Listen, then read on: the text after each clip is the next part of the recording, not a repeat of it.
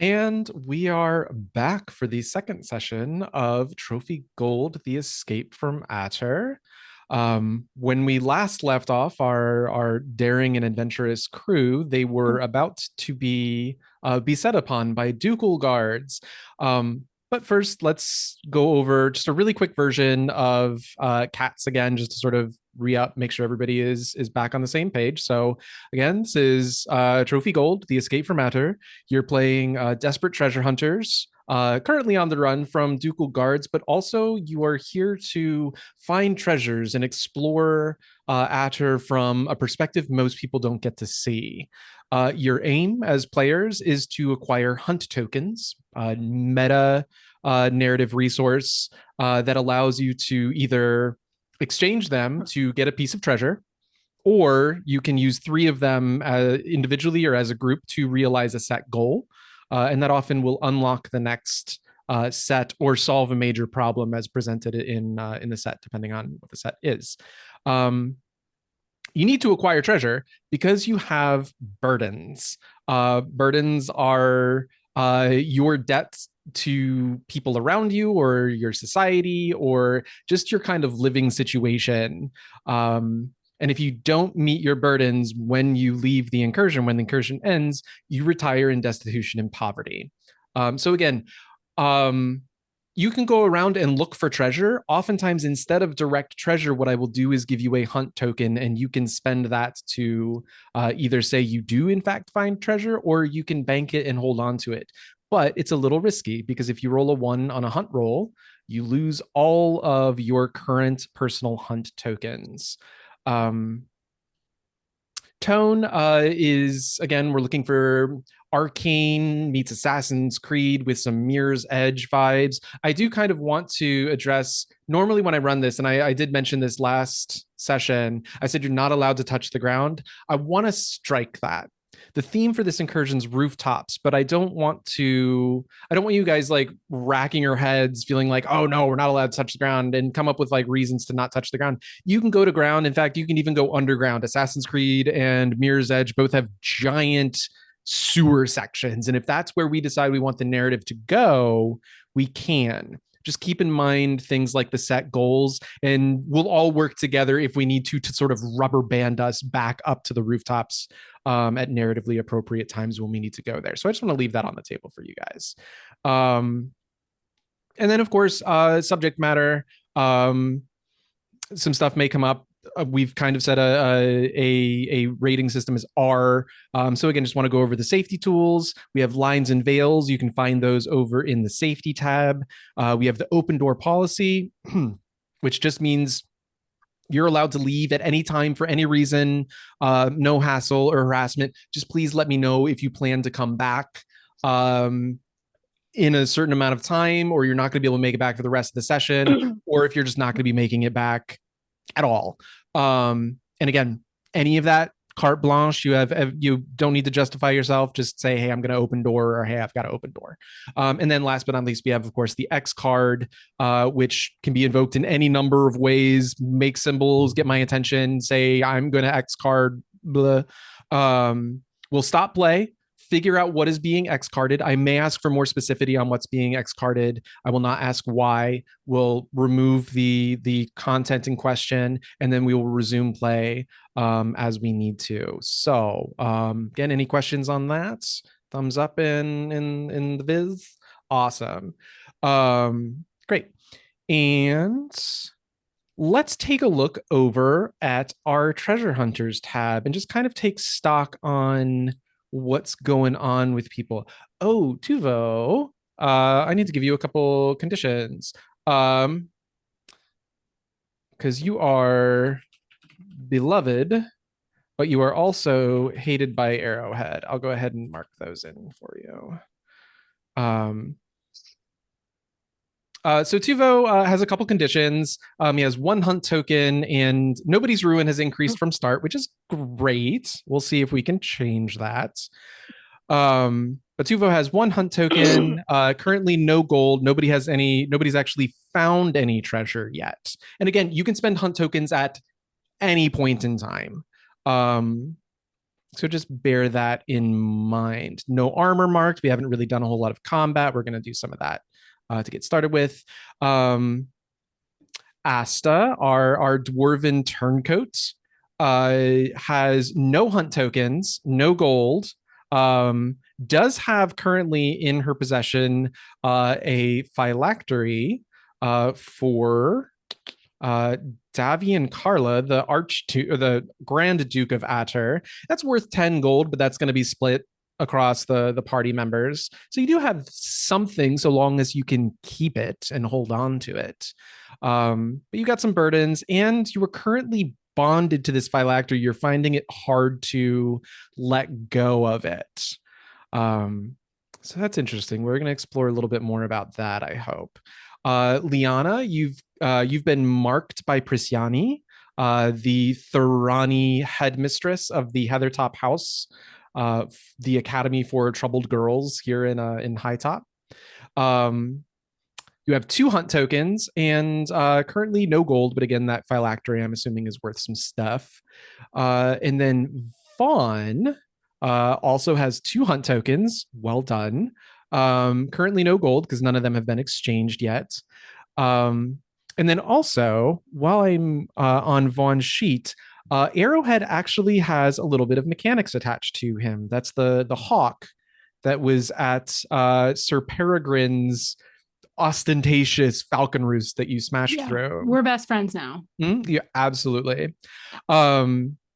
So if successful, which you were, you can treat Arrowhead as a piece of found equipment that can also function as combat equipment. Now you do have some combat equipment, so that's a little redundant. But in your found equipment, you can put Arrowhead, a hawk, or a falcon, sorry. Oh gosh, the bird watchers are going to murder me. So Arrowhead, a falcon. A discerning hunter will pay 2 gold for the bird if it survives the incursion in a character's possession, or it can be kept by adding 1 burden at the end of the incursion. So you don't have to add, you don't have to increase your burdens now, but if you would like to keep it, if you do want to continue playing Vaughn, and of course, assuming Arrowhead survives, you can use him as a piece of found equipment, or you can use him as a backpack equipment, meaning he might be able to give you like an additional light die on certain specific roles if it makes sense in the fiction, or he can be used as combat equipment depending again on the situation. Or like I said, he is worth 2 gold, you monster, if you want to sell him, and I will judge you a little. All right. Maybe. That's valid. So I think that's about it for our recap. And again, just as a sort of big overall meta level, you all had a big heist at the Duke's palace in Atur. You had this elaborate plan that involved a wand, like a door making wand. You got in, you got this really fancy phylactery, and all of you wound up on the rooftops of the High Top district and have been making your way towards the edge of the district, deeper into the city. Or actually, the palace is probably in the middle. You're making your way towards like the outer rings. So you were all on the top of Sir Peregrine's big sort of palatial flat, a smashed giant metal cage that Vaughn had crushed through, and then subsequently tamed this hawk that's now perched on his shoulder.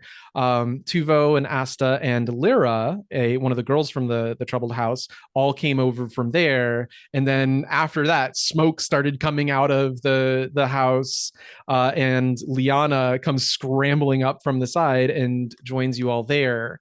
As soon as that happens, Ducal Guards have apparently found you as they start to come out of various doors on rooftops nearby. There's shouting.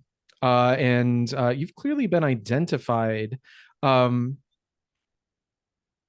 I have a question for Asta. Do you recognize any of these guards? You used to work with a bunch of them. Yeah, no, I feel like I know. Um, I feel like especially about 6 months ago, I worked with this group of guards. I was on this shift. Okay, yeah. Um, and your drive is to earn the right to your family's name. And we've kind of talked a little bit Mhm. about how, like, you had to make a decision to abandon this comfortable source of relatively reliable income because that's not going to do it. And in fact, the captain of this unit, um, do you have somebody in mind? Because if not, I've got a character that I can pull up. I don't off the top of my head, no. So Sure. This captain actually doesn't come out of a door, but rather kind of floats on one of these little, a smaller version, basically a normal kind of tensors floating disk. Um, like a little pet mage literally casts it so he can move around because since the war ended, he's been kind of like getting a little pudgy around the waist. Um, Other than that, he's got a three-quarter helm, so his mouth is still exposed, a golden cord hooped over his left shoulder, an ostentatious medal of rank on the left breast. It's on his breastplate, so he like has to physically stick it there. Um, and yeah, like I said, his belly is just kind of beginning to strain against his government issued gear. And his name is Captain Vakar Rocktop.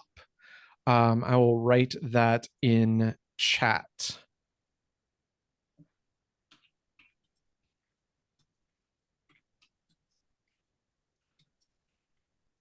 Um, he was probably your captain for a while, and he's got that very dad kind of energy of like he played Hrajak in school and still has the trophy on display and will bring up the big game, quote unquote, every chance he gets. And that's all that he's done for like 6 to 8 years, even before the war ended. Um, and so yeah, his little disc kind of floats down to just off the edge of the roof. um and he looks at the four of you and he goes, all right, it's just been fun, but it's time to come back home now. It's time to come home. Fun's over, so come back quietly and we can talk about this, right? What do y'all do?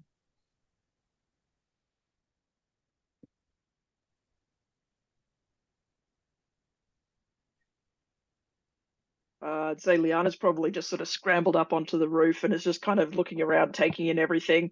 She was about to exclaim about how Prisyani is the most terrifying woman in existence when the guard comes up on this floating disc and it's just like, oh man, that's not fair. I'd like to use my ritual. Okay. Yes. So this is oh wait, Beast? Beast? Yes. Oh my. Okay. So how long does this take to do? You can do it. Narratively, it can take a few seconds if you need it to. It can be like a complication or like a condition of fail that it takes long enough that like narrative complications happen. But you kind of get to We're set gonna the fight, terms. right? Well, okay, so let's talk about the anatomy of monsters in combat in Trophy Gold really quick. Sorry to again segue away from the energy. Um, for combat, actually let's go to the reference tab. When you find yourself in combat, you may be able to work with your fellow treasure hunters. To begin, You will declare how each person can chime into a combat. Each person can participate in a combat, or you can choose to not participate. But each person who does will declare how they're vulnerable to injury or attack and roll a light die. That's their weak die. We saw that last session. If more than one treasure hunter is involved in the combat, they each roll their own individual weak die. Then somebody will roll one dark die for each treasure hunter involved in combat. So if all 4 of you join this melee, it will be a combat 4 dice roll. You take the 2 highest and add them. If it matches or beats the endurance of the monster, you win. If any of the dark die, if any of the combat die, not the 2 highest, any of them match your weak die, your ruin will increase every time that a dice matches. So if you roll a weak die of 2 and there are 2 2s in the combat roll, your ruin will increase by 2.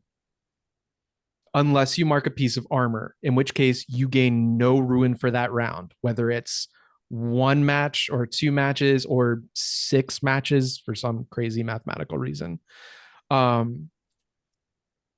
If the monster is not defeated, you add a dark die and roll again. And so that basically each round you add a dark die to the combat pool and you roll again. And so it's going to get deadlier each round. Now, let's talk about these Ducal Guards. What they lack in subtlety or cunning, they make up for in stubbornness and depravity. Their colorful woolen coats and brass buttons make them easy to spot, but their crossbows and truncheons make them hard to avoid. They're recruited from the ranks of orphan boys too belligerent to be butlers. They have an endurance of 10, meaning your 2 highest combat die will need to be 10, 11, or 12. They also, however, have an ability called squad goals. I won't always tell you what the abilities are, but in this case, it's quite relevant. And so what this ability says is your attempt to defeat them that would trigger a standard combat roll must somehow affect all of them at once, or the combat roll fails. Keep that in mind. This incursion, I'm throwing a ton of rules at you. So this incursion has a special rule called the pursuit roll. You can attempt to flee. It must be unanimous with the entire group if everybody decides to turn and run. In which case, it's resolved as a combat roll, so it'd still be the same rolls, but in this case, squad goals wouldn't apply because you're not engaging them in combat. You don't have to find a way to kill all of them at once. So what I will say is we have some of these, just to sort of float it out there, we have these cranes, and I think that's kind of what they're meant to be used for, is if you want to try and find a way to deal with all of them at once, you can find a way to use a crane in like your combat narration. But then after that, unless you come up with a really good plan or a really good narration to deal with every single one of these guards, and there are guards, I don't have a specific number in my head, but there is a number of them. It would be more advantageous for you all to run, and we'll resolve it as a sort of combat pursuit roll. Clear as mud, everybody? Absolutely. Rituals used in combat, basically the super short version is you'll roll a risk roll just as normal use of a ritual. It'll have a dark die. We'll do devil's bargains, all that. If you succeed on it, you will reduce the endurance of the monster that you're fighting by 1. So could we use her ritual to help us escape? Would it give us any advantage in the pursuit? I imagine that's a question of narrative. If you can find a way to finagle it, I'll absolutely allow the use. I just really want to see Beast Boy Vaughn. Absolutely. Yeah, I would think something like if you have a giant monster and that kind of draws most of their attention while the other 3 of you like run off in a different direction, I could see that working. Is that kind of something that you were thinking of? Yeah, I'm down to be the distraction if everybody else wants to run, and then I jump off the roof. Well, we're also just throwing it out there. We're also on top of a rich guy's house, so What are you thinking? we go down instead of out into the city. I mean, we could still use a distraction, but Tubo's thinking if the Falcon's here, then maybe he's not at home. Maybe he's at the party, or maybe we have a better chance of snagging some stuff on the way out. Oh, that's like a good that. idea. Yeah. Mhm. Okay. Yeah. Cool. Then We've if got that's a risky plan that has a high chance of failure. I love it. cool. Let's do it. So it still sounds like everybody is unanimously agreeing that we're still going to run, so we're going to resolve it that way. Mhm. But I will then let the ritual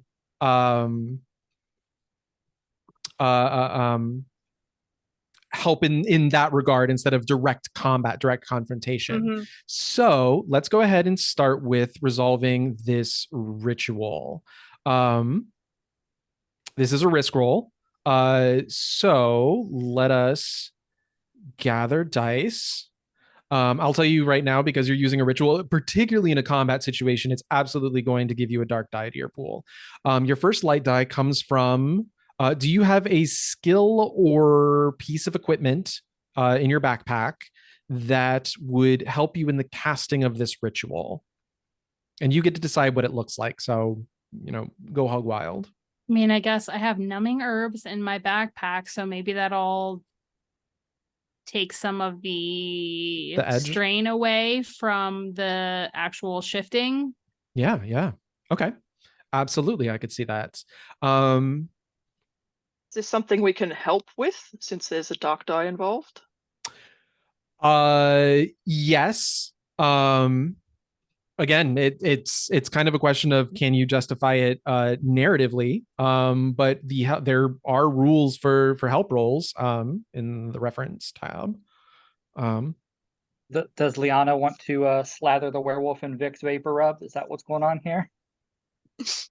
If I had some, absolutely. They're numbing herbs. They're numbing herbs, and I have 3 uses of them. Yeah, go ahead and mark that I down was thinking- too. Okay, go ahead. I was thinking more about helping by tossing some of my glass marbles onto the disc that this guard is standing on, so that his attention is drawn away, trying to keep his balance.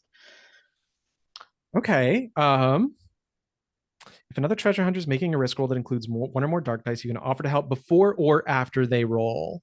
A player can be helped by more than one treasure hunter at a time. If they accept your help, say how you expose yourself to danger and roll 1 light die. The other treasure hunter may include your roll's result when calculating their success, but if your light die's result matches any of the dark dice rolled, your ruin increases by 1. Okay. So yes, you absolutely can help. Vaughn, would you accept this help?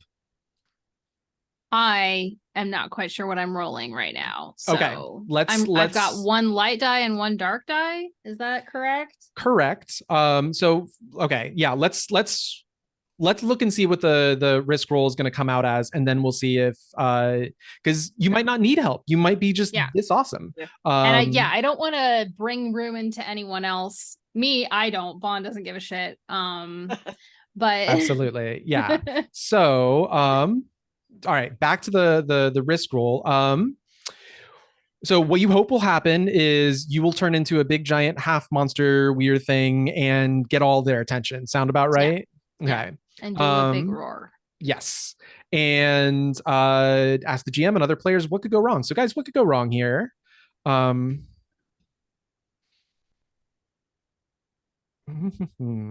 Like the ritual can fail. And maybe you end up with just like a beast head but normal body. Yeah, maybe the Just gets transformation really is big. Yeah, maybe the transformation is incomplete or warped in some way. Right. Or it lasts longer than it's meant to. Oh, yeah, it works too If well. the transformation lasts longer. call your Tarasco physician.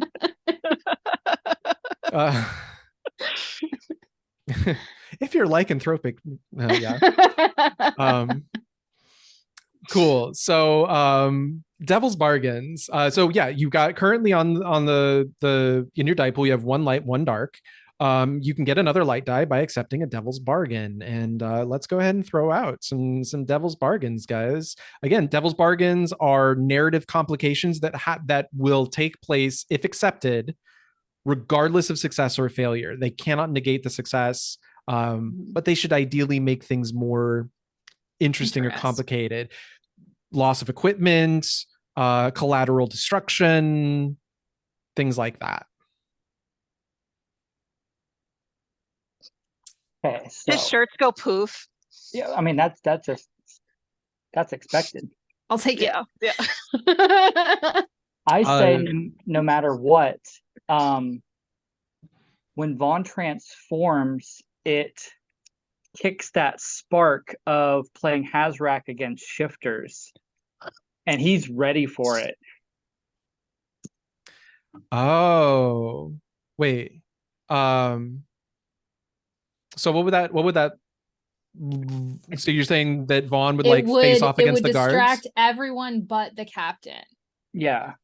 Because he's ready. Okay. I will offer a devil's bargain of no matter what, in order to get their attention, you will have to survive one round of combat with them. It's just a good devil's bargain. Just a good old reliable. I like all of these. I think the surviving a round of combat is a good idea. Okay. Fantastic. So I really want to get that. Maybe it's captain. a round of Rajak that you have to survive. I have to survive. In a world where sports is no, absolutely. Yeah, go ahead and give me a risk roll then, please. Okay, so I get 2 light and 1 dark. Mm-hmm. And if anything matches, no, this is not the combat roll yet. Okay, I rolled a 6. 6 light, in fact. Fantastic. So you don't need help. Thank you.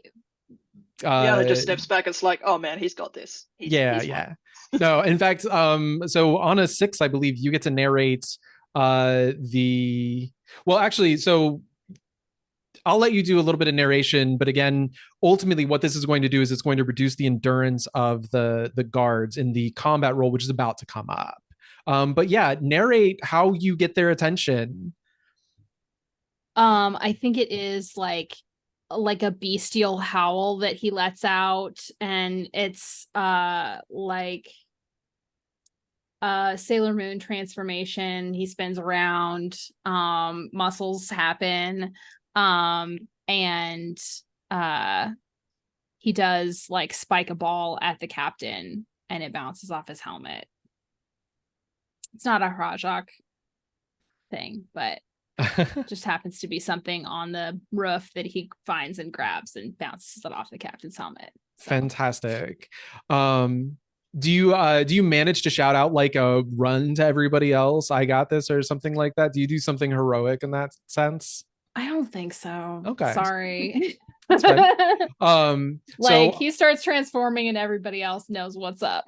Yeah, I'm gonna go ahead and we're gonna resolve this one round of combat really quickly, and then we'll move into the full combat. So how are you vulnerable? I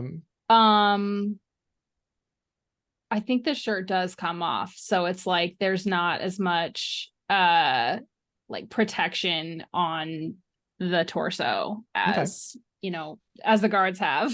Yeah, and plus like there's a lot of them. And there's swords by torso, number. Yeah. So. Cool. So go ahead and give me a weak die of 1. Or sorry, it's just if you go to rolls, go to weak, combat. And it should just no, just weak. Weak. Okay. And then it should just be is 4. Okay. And now go ahead and give me a combat roll of 1. It's right about it. It says dark. Am I clicking that? Just 1, yeah. 5. Okay. So obviously you don't defeat them because they have a higher endurance than that, but neither do you take any ruin. So as this happens now, everybody else is going to start hoofing it, and it sounds like you're going down into this guy.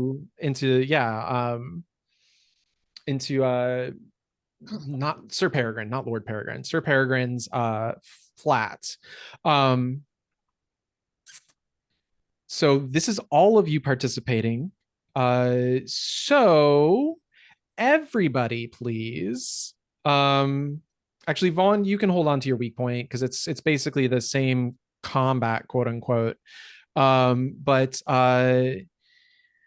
everybody else, you're going to roll one weak die, but as you do, players describe how they put their characters at risk of injury in their breakneck flight. It says across the rooftops, but feel free to narrate stuff about your flight down the stairs and throw some parkour stuff in there over balconies and down stairwells and things like that.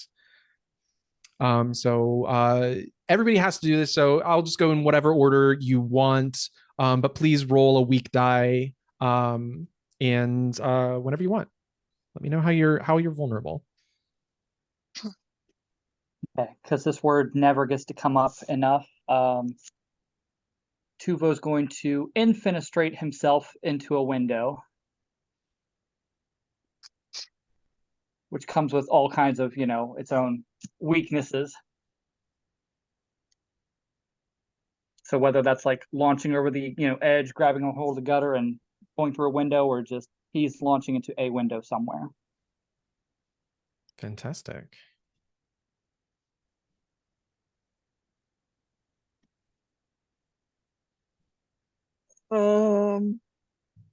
Thinking if there's a door that's quite possibly locked, I'm going to make a very sort of not half-hearted, but inept attempt to pick the lock, because Liana likes to think that she's an awesome smuggler that can like pick locks wherever she needs to, but obviously it doesn't work very well. So yeah, that you're vulnerable. You might be vulnerable because it's taking a long time. Yeah. Okay. Actually, a weak point of 1 is great. High weak points are, yeah. High weak points tend to be bad because you want to roll high to beat the monster, but if your weak point is like a 5 or a 6, it's great because you might beat the monster, but that's what you need, and it's also your weak point. So it's interesting how it works like that. Yeah. Great. And then how is Asta vulnerable? She's finding herself being very protective of this phylactery. So she's kind of cradling it with one arm as she's trying to like swing through the window and get into the house. Fantastic. Who would like to roll this combat roll? I will also say that you've actually stumbled upon the weakness of the Ducal Guards. Their weakness is that splitting them up reduces their effectiveness. So on top of the ritual reducing their endurance by 1, their weakness being invoked also reduces their endurance by 1. So they are currently endurance 8, which is fantastic for you guys. Good work. But somebody who would like to roll the combat roll, the pursuit roll for this? Tuvo, I'm gonna go ahead and just pick you up. There's a lot of dice out there, and I already rolled one. It doesn't match anything, so I'm obviously gonna roll one that would match something next time. So Tuvo, there are 4 of you participating in this combat pursuit in this case. So please go ahead and roll for me a combat 4 roll. Combat 4. And again, just for the sake of explaining again how the game works while Tuvo does that, the 2 highest dice count in terms of measuring against their endurance, but all of the dice count for the purposes of matching against your weak point. So we have a 6, a 1, a 3, and a 3. 2 highest make 9. You do beat them, but Asta, your weak point is matched, and Liana, your weak point was matched. So you can let your ruin increase by 1, each of you. Actually, let me double check. Yeah, nobody's weak point was 3, right? Yeah, it was a 1, 2, 4, and 6. So yeah. you can let your ruin increase by 1, or I'm going to have you all narrate this sort of round robin. You can mark a piece of armor, and that will stop the ruin from going up. But once you mark it, you cannot use it for the rest of the incursion. You might want to save it for a hit that's more than 1 ruin.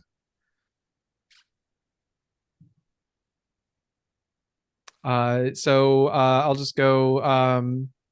Asta, are you going to let your ruin increase, or are you going to mark a piece of armor? I think I can afford to let the ruin. Okay. So we'll go with more ruin. All right. Go with increase your ruin by 1. And Liana, are you going to let your ruin go up, or are you going to mark a piece of armor? Yeah, I'll let my ruin go up. Okay. Then I'm just gonna go left to right on the character keeper. Basically treat this as a sort of how do you want to do this? Narrate how awesome you are, throw in some parkour stuff. And we'll let Vaughn kind of wrap it up. But let's start with Tuvo. Narrate start us off. What does the top of this chase look like? Okay, so Tuvo looks at everybody as people are hulking out and guards are scattering over, and he just runs and jumps off the side of the flat, catching himself on a gutter to crash through a not open window into Sir Peregrine's home, kind of rolling into I'll say a guest room. Fantastic. All right, pushing it over to Asta. And then in this narration, also add like either like an injury or like how do you get hurt a little from this? So yeah, like I see a window that is open a little bit, and I can kind of push it open. I've got the phylactery, and I'm trying to navigate this one-armed, and I feel like I can almost sense kind of like where to go, what to do, like how to get to like something with the phylactery is giving me some sort of message. Whether or not it's the correct message or not is another question. But so I get into the room, but I like fall over into the like as I'm going through the window, and kind of like twist my ankle and then like roll up again and kind of start looking around for a way out and maybe anything else.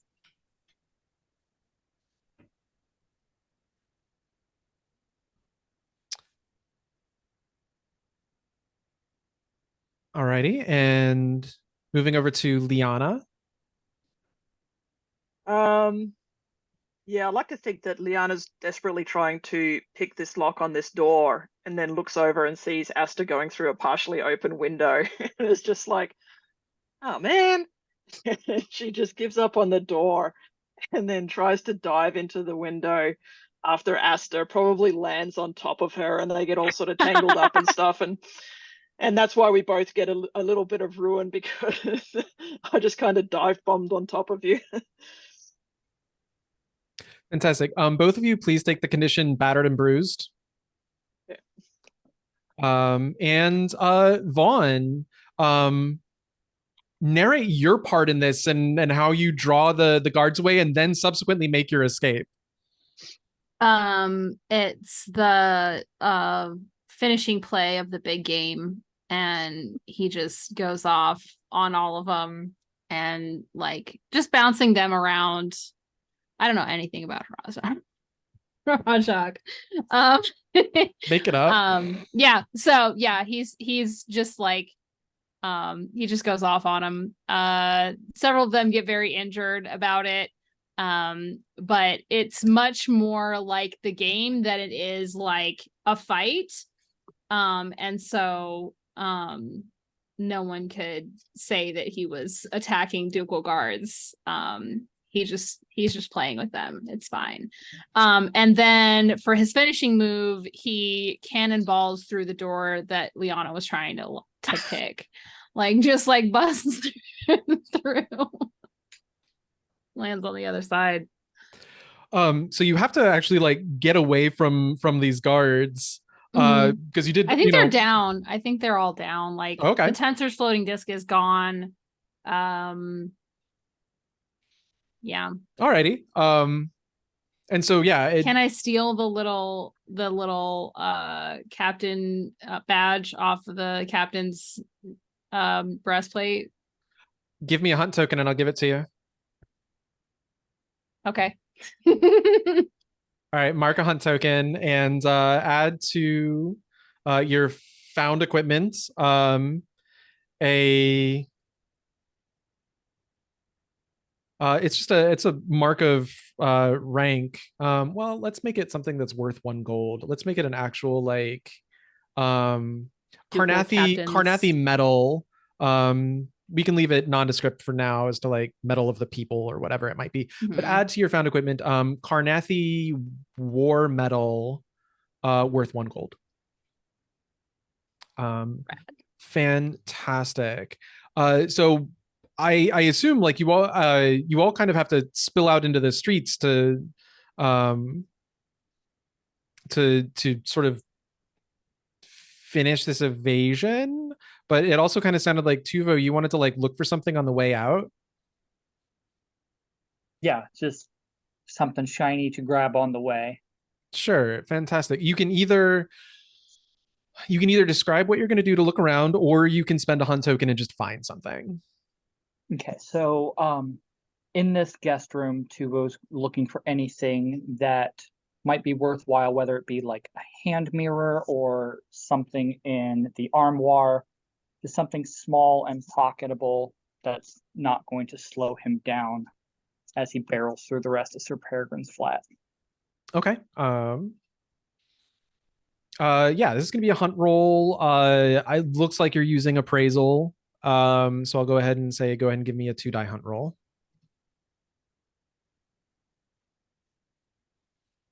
Uh, 6 and 2. 6. Okay. So you get a hunt token.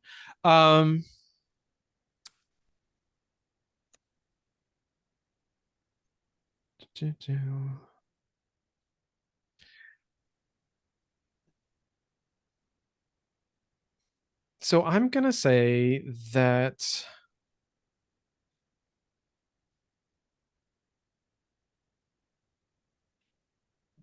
there are a lot of things in his guest room, but unless you actually spend a hunt token, it's going to be stuff like a fancy piano, things that are not easily like liftable and movable, a giant globe, ostentatious things, a tapestry on the wall that like even if you were to cut it off the wall and like roll it up, it would be like a 8 foot long in the wider dimension. His stuff is very glamorous and ostentatious, but again, you could just spend a hunt token and find something. I think I'll spend the token. Fantastic. You will find then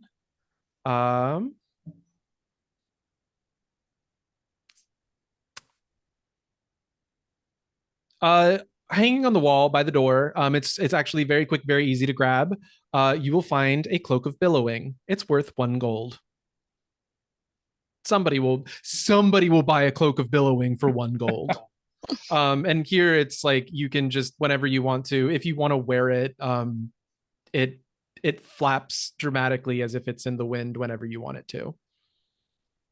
Yeah, that's going around his shoulders as he continues to barrel out. Fantastic. Awesome. So you have successfully completed the set goal. You have lost the royal guards pursuing you guys from the palace. So you can move on to the next set.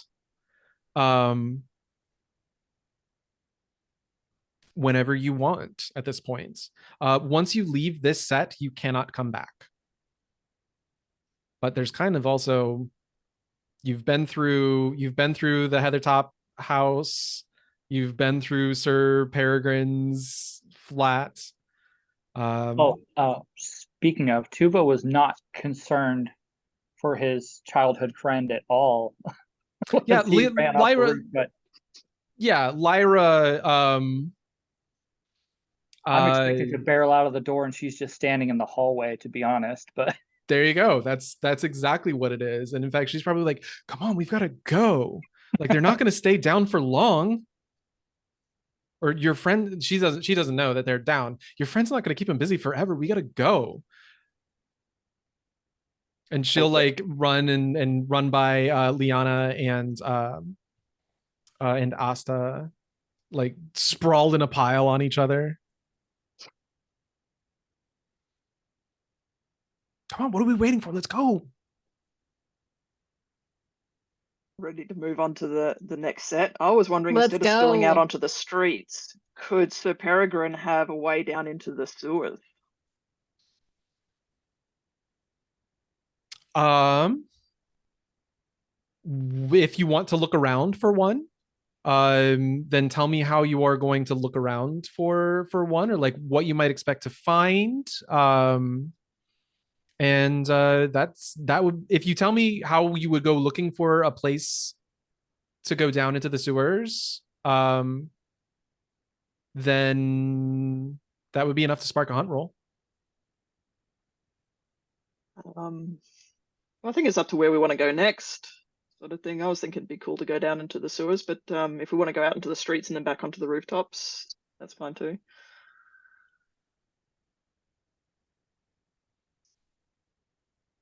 Yeah, let's save the sewers for a different sequence, I think. Okay. Let's get you back up Yep. to the, you can go out onto the streets, but eventually you're going to have to get up onto the rooftops.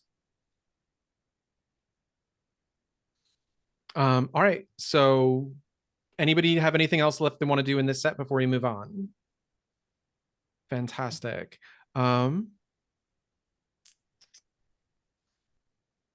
It is 10 till. Let's go ahead and just take a 10-minute break now, because it seems like a good point to do it. Come back at top of the hour. Sound good for everybody? All right. All right. sounds good. And we are back. I'm actually going to go back a little bit, and we're going to say yes to the sewers.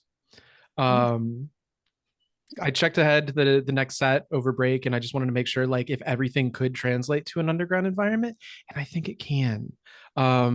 And it's going to be hopefully more fun that way. So yes, as part of like your flight from Sir Peregrine's, you find this this entryway to a sewer, and unlike sewers in like New York City where it's like you have to move this giant manhole out, I actually think it's like this cavernous kind of maw with like bars that you kind of have to squeeze through, but they don't really stop you to actually start moving down into the under layers of the city. And the transfer between these sets is going to be like a process. Lord of the Rings travel sequence, Peter Jackson score moving us, you know, walking from left to right side of the screen, kind of thing. So like this trek down into the sewers, and I mean down into the sewers, you are just walking on this downward slope, long and long and long, and all you get for a long time is the sound of dripping water and that Icarus green moss. And that's kind of like all your company for a while. I guess I'll go ahead and lay out this next set, and then we'll figure out how exactly Vaughn gets there. But I have to believe that like maybe Vaughn can go off on a little solo adventure for a while. That kind of sounds like fun. Let's do that. Let's full on split the party. This set is called Climber's Rest.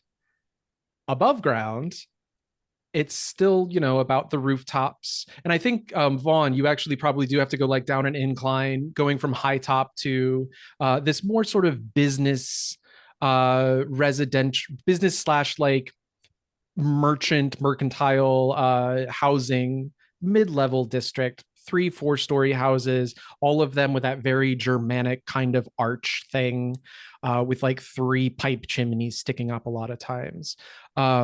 Climber's Rest is the nickname given to the tall but narrow row houses and cramped but tidy shops of this prosperous neighborhood of ambitious merchants, trade persons, and minor government officials. The buildings are nondescript but well cared for, neither Baroque nor decrepit.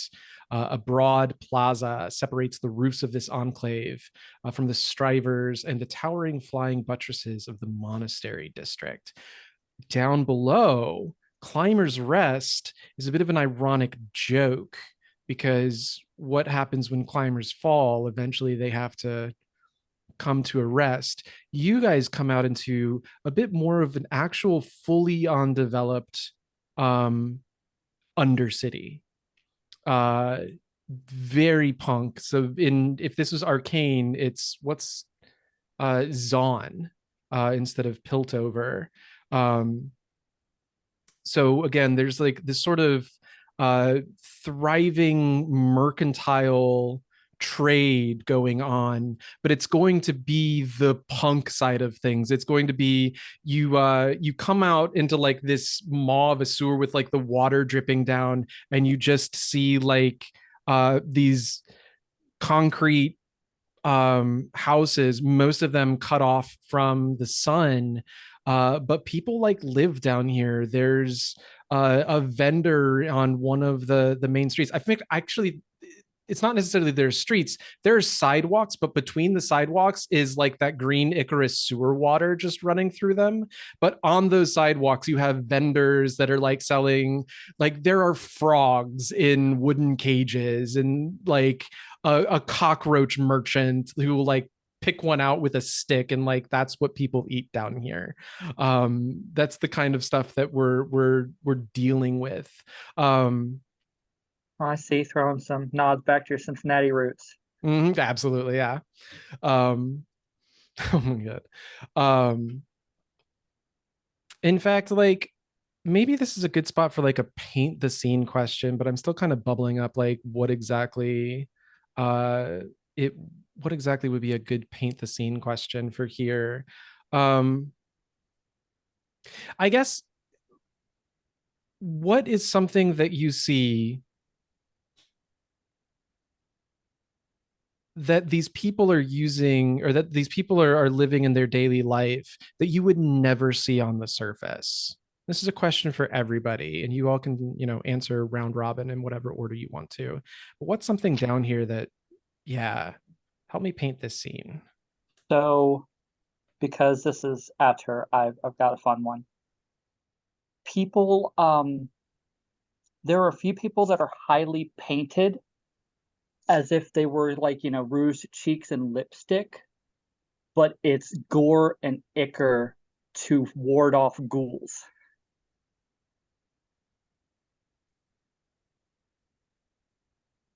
So they're just using, the underbelly elements to kind of get by.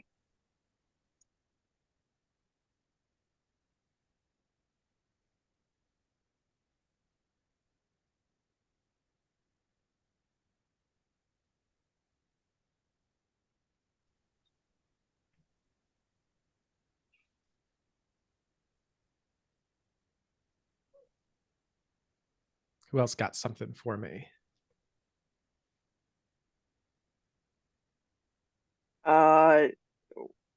When I think underground, I think of the Dakani. So I'm thinking that you see like a goblin that's carrying a sword that's bigger than he is. You've just made Jared so happy. True. Yeah, a little goblin enclave, a little Dar enclave. Why not? They're the ones actually eating cockroaches. That's a delicacy. Yeah.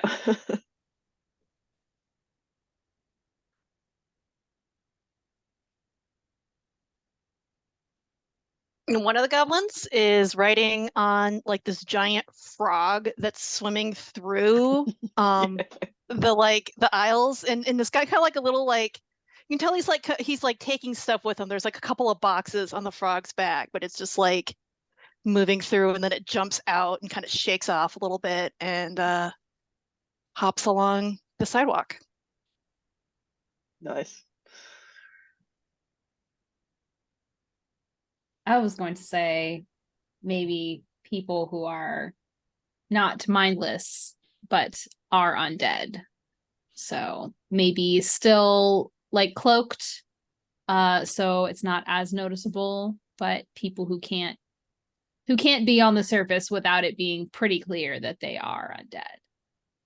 Yeah, maybe like undead laborers down here. Yeah, because one of the things that you see down here, and Vaughn, with all of this here, I'm going to give you a little bit of narrative weight here. Do you want to know that they were planning to go down to the sewers and rendezvous with down there with him, or do you want to go on solo adventure and have fun times back above ground? So I think it's funnier if Vaughn's like, well, I did get this bird and this shiny thing, so that's not so bad. I guess we'll never see each other again. And then just like continue on. Like I'd like to join the group just for cohesion, but like I think Vaughn would be like, well, they're dead now. We'll definitely find a way. We'll all work together as storytellers to get you all back together, because both of you are going to realize independently of each other that you still all know where you have to end up. There's a chunk of the wall that was damaged in the war, and on the other side of that is your like posted your ponies and horses and things like that are waiting for you. So you all have to get there, and the way you have to get there, the set goal for this for both of you guys, is identify a route to the monastery. Your next leg of this journey is going to be the Crimson Monastery, the district of the Crimson Monastery. But for you guys down in the Undercity, you have to get back up to the surface now. So you have to basically find a different route than the one you came down to get back to the surface. And again, bearing in mind, you have all the storytelling tools of Eberron at your disposal here. But I will say that, so for the folks on the lower side, the big thing here is there's a big grand plaza that everyone sort of communally works around. And one of these larger buildings has a scaffolding that seems to go up to the roof, the what would be under the ground on the level above you. But from here, it does not look like there's any sort of direct entry. You'd have to go up there. You'd have to actually go up there to investigate that further. In fact, actually, I'm going to slightly amend that. I'm making this up kind of as I go with the tools that I'm given. If you've ever played Final Fantasy VII, it's like the pillars in Midgard that are holding up the upper level. There are giant stonework pillars down here, and there is one close to the monastery itself that is just wrapped in scaffold all the way up, rickety bamboo wooden scaffold. It looks solid from here, but scaffolding always does look solid. It extends up to the very top of that pillar, but whether or not there's an actual gateway or threshold to get you back up is something you would have to investigate.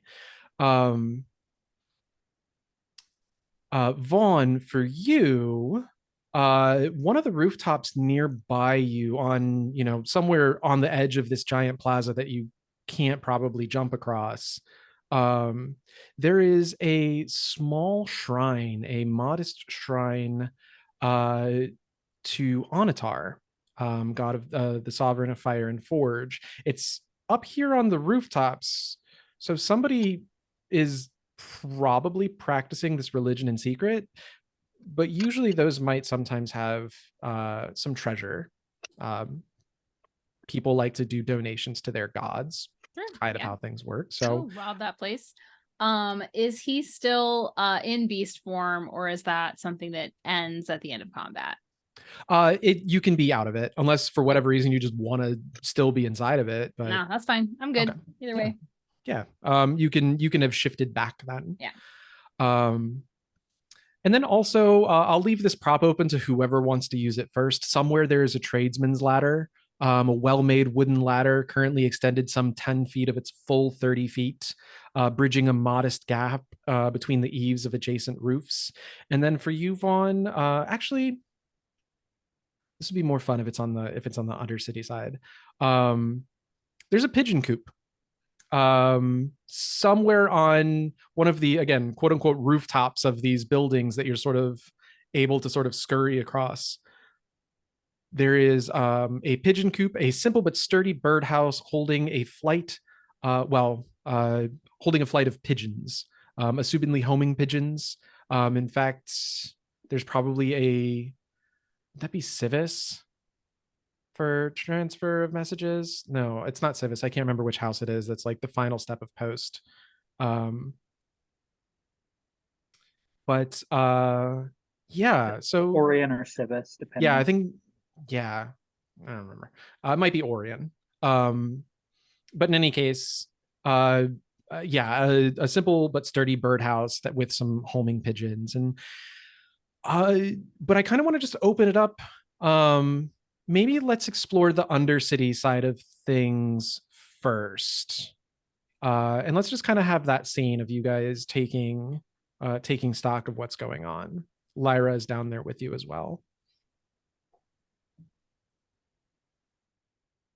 As we're walking down, I think Liana's just eyeing Lyra from behind, just kind of like almost staring daggers at her back, going, "This ain't good."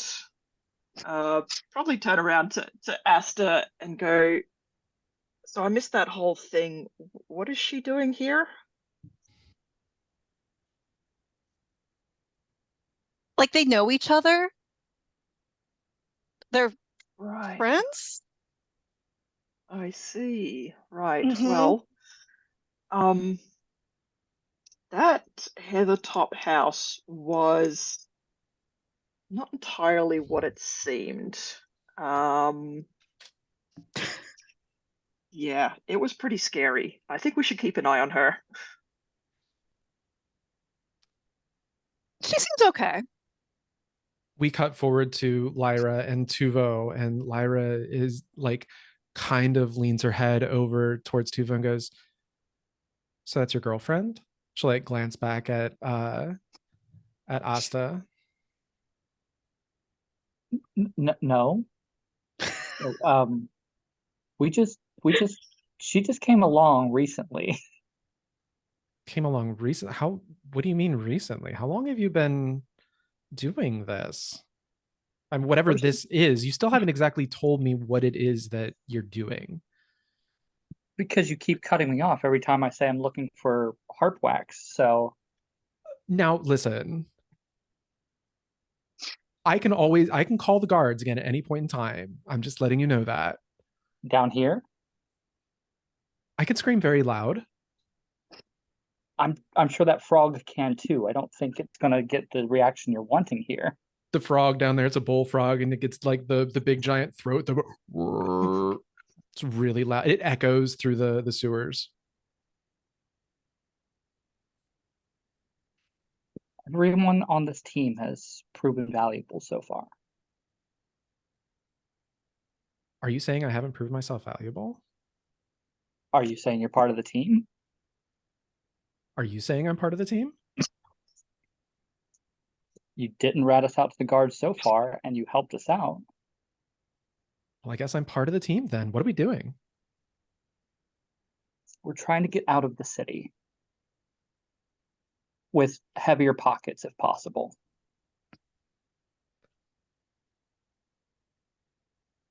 Okay.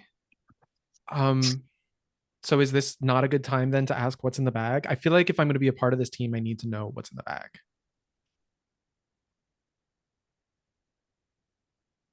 You're welcome to ask the others what's in the bag. That's up to them if they're going to. Tuvo, how many years has it been?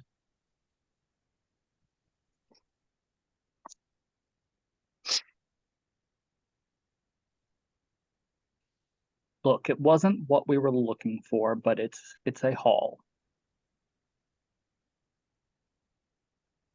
that could also randomly spawn a Duke if he should fall prey to an accident. So, oh my God.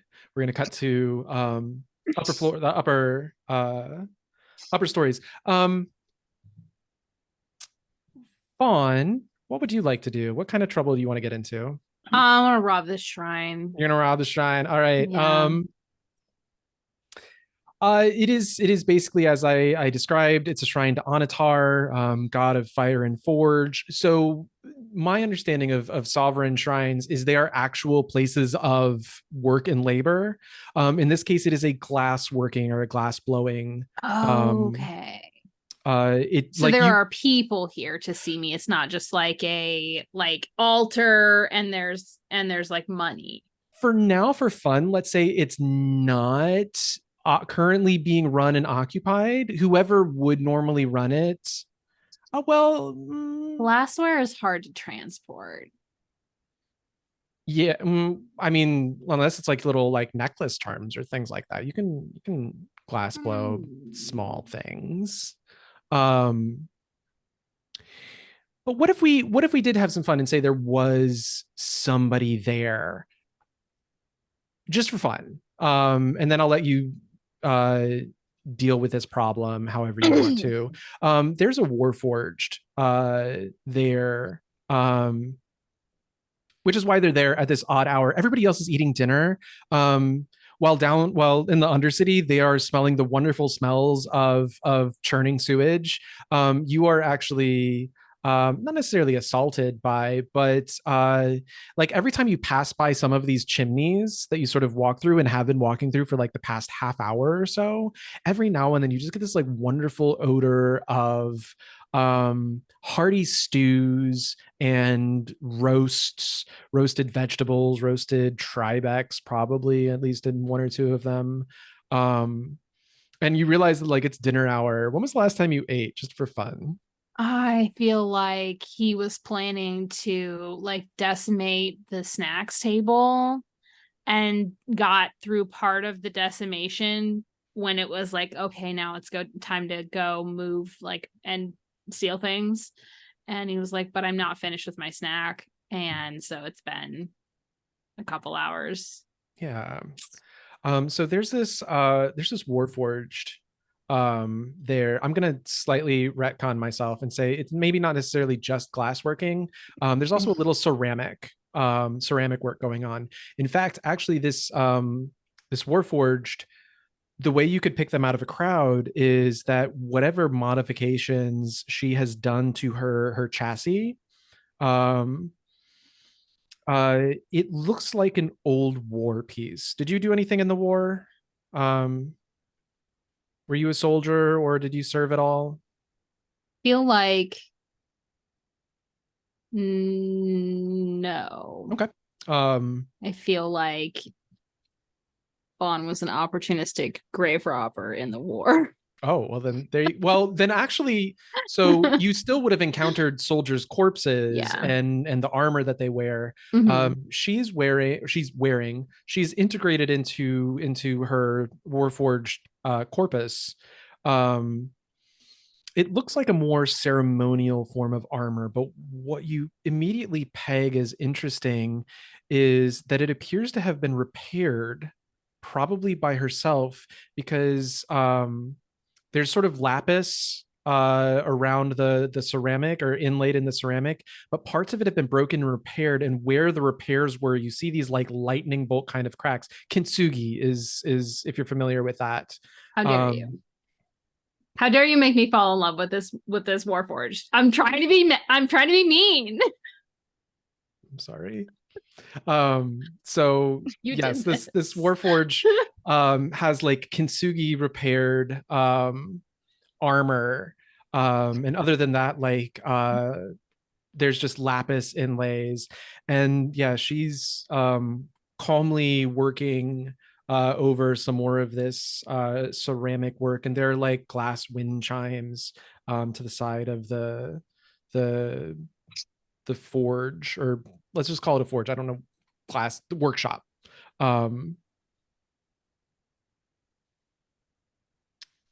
What do you do?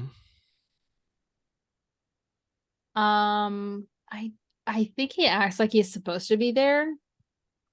Doesn't speak to the Warforged, just sort of like starts wandering up, and around the workshop, looking for things to take, but in a nonchalant way that's like, I belong here and I'm supposed to be here.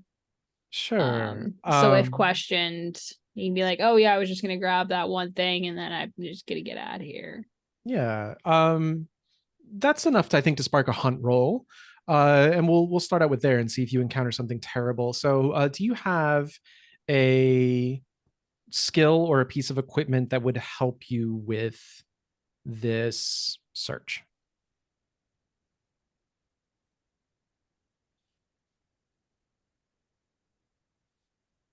Resistance? In the sense of, that's the only thing I got for this. Otherwise, I could use destruction and go bowl in a china shop, but I'm trying to keep it on the DL for now. here. Okay. Just go ahead and give me a hunt roll with 1 die, please. Oh, good. It's a 1. Okay, so you lose your 1 hunt token and you encounter something terrible. No. Sorry, it's just 1 hunt token. Glad I turned my other one in. I'm not actually going to have you encounter this directly. We're going to do a little cutscene. We are going to flash back to the court of Davian, Davian Carla. His picture's there in the records tab. Corvar, like I said, technically a lich. He has that over dramatic vampire Lestat, long, super hot, dark etc. hair. Yeah, very pale, very late 90s, early 2000s vampire aesthetic. His left arm and part of his rib cage are currently they are not activated, so they're just not there. His robe just kind of collapses around him there. But he is talking to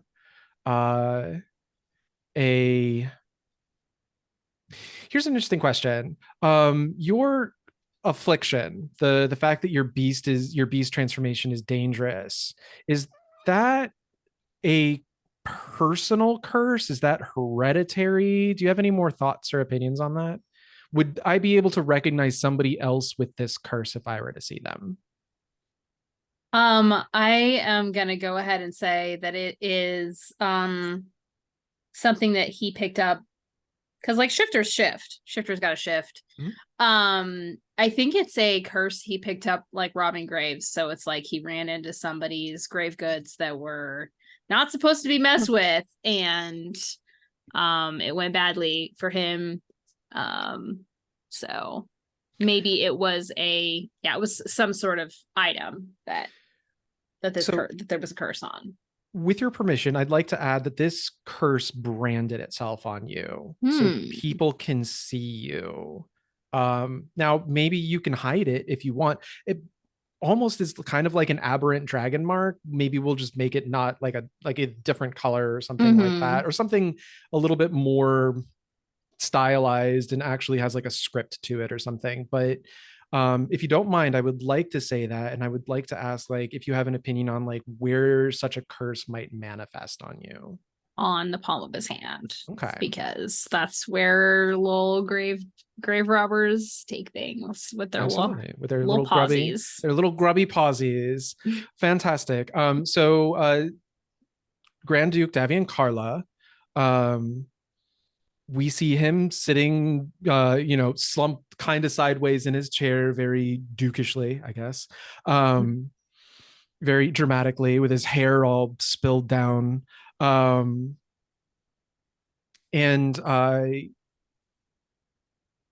a hand just off screen is extending and holding out to him a little, what was it, a bracelet that Liana lost last session, and we said people were going to find that. I think it was a bracelet. Bracelet, like a friendship bracelet between herself and her father. That's right. Yeah. So we see this hand extending to Davi and Carla with this bracelet, and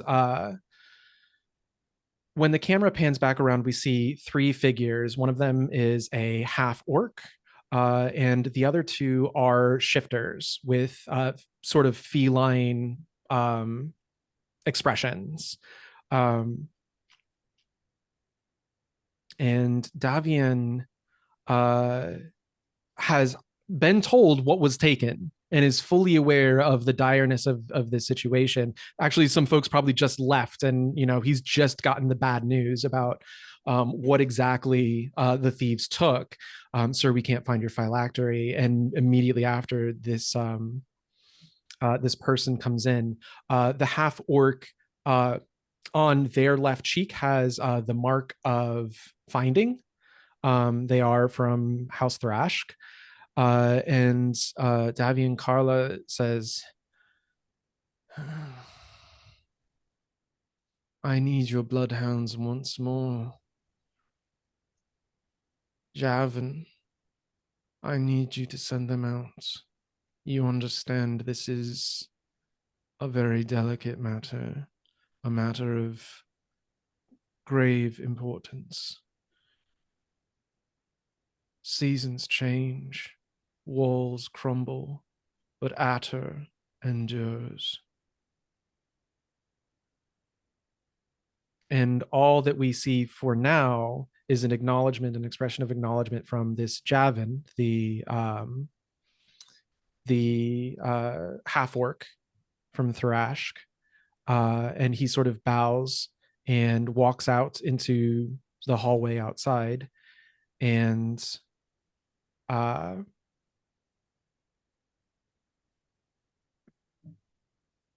expresses to the two shifters.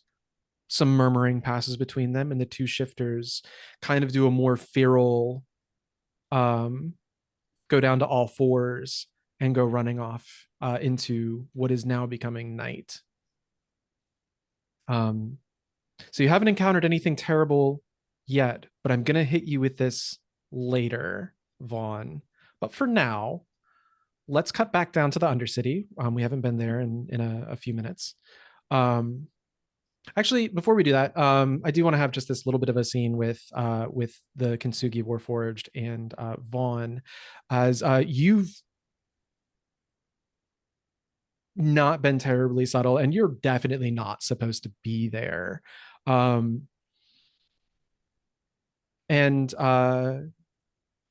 the Warforged will look over to you kind of gently, moves very minimally, and she says,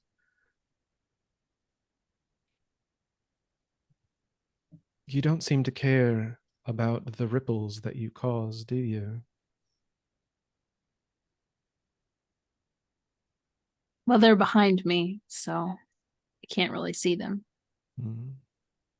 Even the pebble still descends as it falls beneath the surface. Those are not workmen's hands.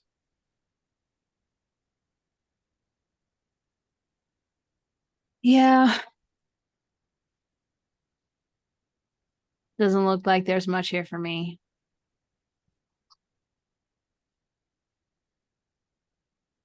What do you mean? What is it that you're looking for? It's very rare that people come up to here.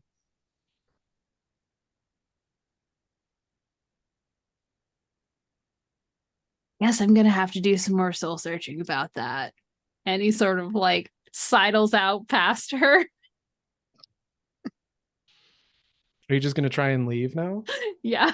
There's nothing here for him. Like, he could wreck the place, but what's the point? Like, that'll cause more.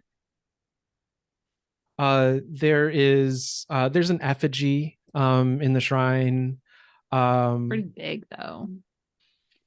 It is. Yeah.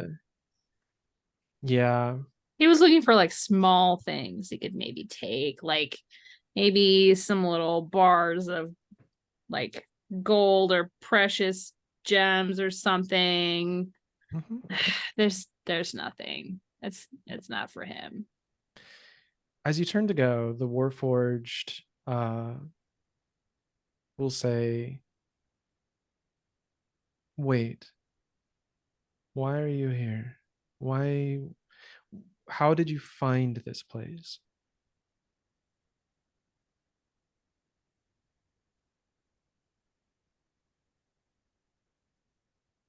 I think he does take way too long to answer the question because he's trying to think of a reason why he would be up here and he can't really.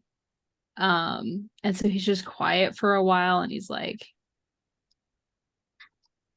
I'm looking for something. The Warforged stands and she's wearing a skirt that's like a glass bead curtain. She doesn't really have things to hide modestly, but it's fashion. God, Um, she's so cool. You look like you're going someplace.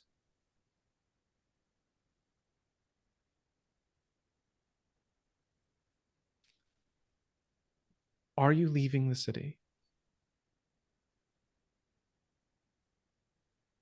Who wants to know? Someone who is working on an illegal shrine in a city that is not her religion. And she kind of like tilts her head curiously, like, I just gave you a big old secret. Like, I think it's pretty obvious because aren't they not? Isn't it not supposed to be here at all?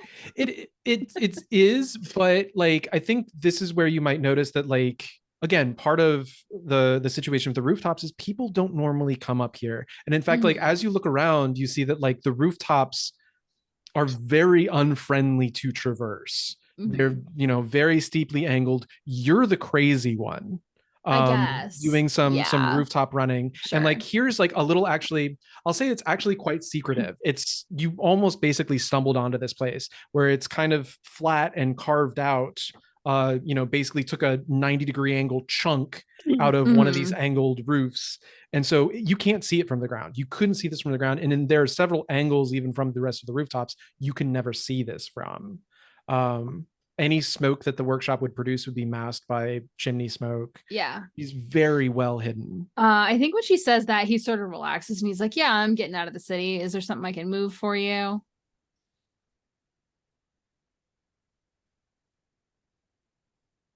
She nods and says, do you trust me? I'm trusting you. Well, yeah, we got that exchange going on already. She goes over to the effigy in the shrine and plucks the head right off of it. It's hollow. Pulls out a scroll. It is sealed with wax. Are you Karnathi?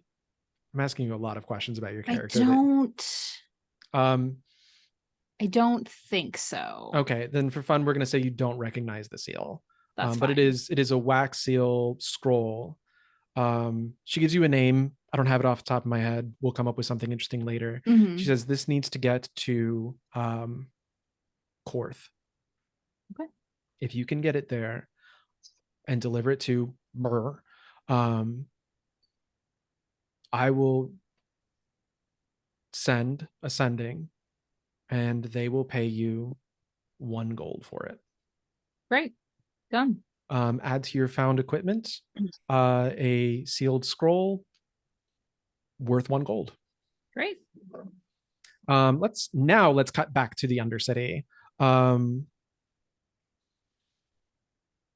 You guys know you have to get to the Crimson Monastery, but you have to get back above ground. But there's also stuff you could explore. There's apparently a whole Goblin, Dar, and Undercity enclave down here. There might be stuff that you can steal or pillage or purloin. So the Undercity is your oyster currently. What would you like to do? And I feel like S is really psyched about this. Just it's underground, there's cool stuff. Like she smells like, I don't know, like cinnamon almonds, but it's probably not almonds. Like she's gonna like kind of run away and start looking around. Okay. What kind of stuff would draw her away? I mean, I think it's the smell initially is like, okay, I'm hungry, there's something good. She's, as she maybe like has her bag of again, we don't want to question this too much. but it's cinnamon flavored. It's okay. And like kind of wandering around, looking around to see if there's anything like shiny or exciting or different than what she's seen on the surface. So many shiny and exciting and different things on the surface. Mhm. Give me a hunt roll. Well, first let's ask, do you have any skills or equipment that would help you what is or just say how you're exploring your environment, and if you have a skill or piece of equipment that would make your search easier. Okay. I feel like vigilance is more looking out for trouble than good stuff. Yeah, I would agree. But yeah, so she's hmm. You don't have any hunt tokens to lose, so you can survive a 1 die hunt roll if it That's comes up true. with one. So yeah, she'll just look around. Yeah, give me a 1 die hunt roll. Let's start you Right. off. Let's see if we can get some hunt tokens on the board for you, or you might So roll that's another one light die. Yeah, Okay. if you just go to hunt, yeah, 1 light.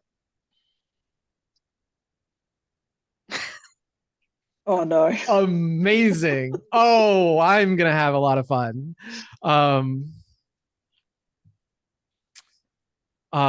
So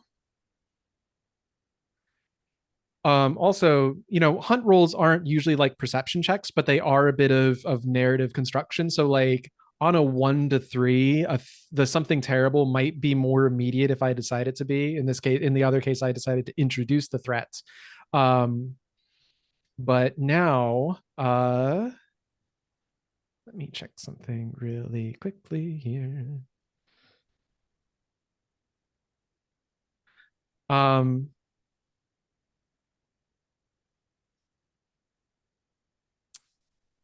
Yes.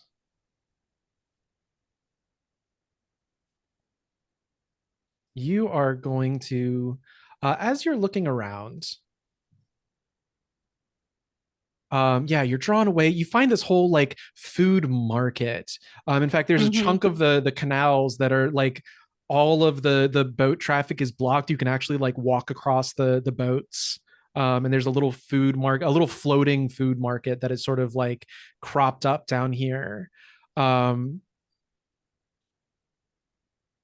Is it too early? Yeah, I think it's a little, well. No, we gotta push this along. We're gonna kick it into high drive. So, um,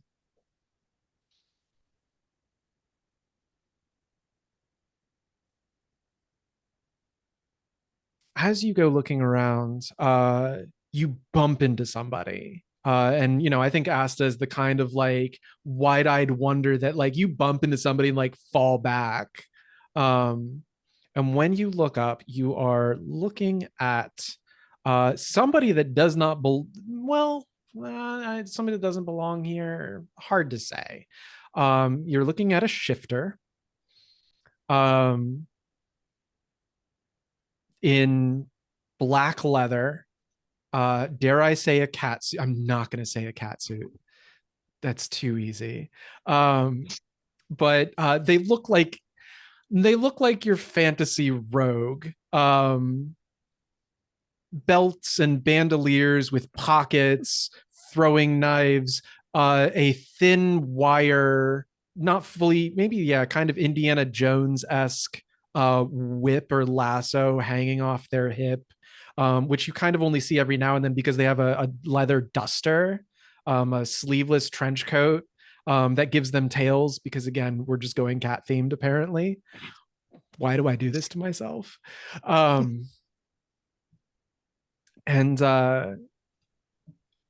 he looks down at you and says, "Now, isn't this a fun little coincidence? I don't think you belong around here, do you, Gelly?" No, I work here. I'm supposed to be here. Oh, wait, you have the pack, don't you? Oh,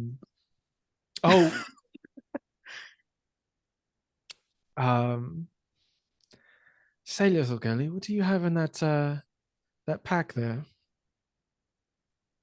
Just regular stuff. Just some stuff. Buttons. There's buttons. He steps way into your personal space. And if like Okay. you try and scooch back, he's going to step again like into your personal space. You know what though? I'm not going to though. Like I'm a guard. What's he gonna do to me? I'm going to like look up at him. Because I'm assuming he's a fair bit taller than I am. And kind of hold my ground and be like, what's it to you?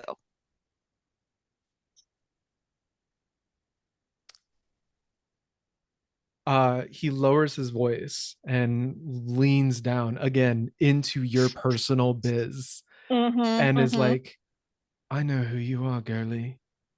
Now you can come with me and we can do this easy like, because I hate to make a scene.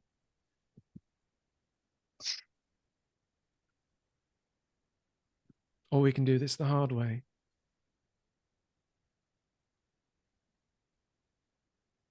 Can I just run away? Can I just like turn tail and run? Absolutely, you can. All right, all right. We'll start this out there. Let's pan over now to Liana, Lyra, and Tuvo.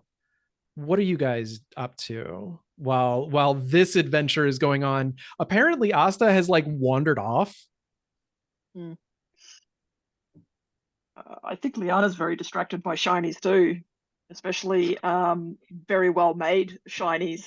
As a uninspired artisan, she's probably perusing some of the wares. And with all of these ones rolled, I'm wondering if I should exchange one of my hunt tokens for something pretty. You absolutely can. Yeah, I think I will if I can. You absolutely can. All that says is you say, I would like to spend a hunt token and get a piece of treasure. And I will go through my list of treasures and give you something that makes the most sense with where we are. Yeah, there's Cool. something Dakani made would be really awesome. Let's see what I've got in my treasure tab. Something that you would find in like an undercity.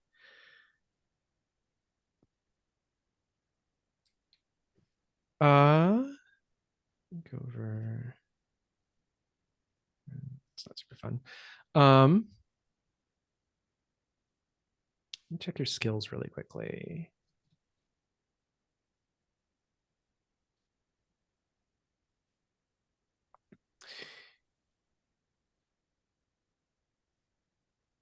You find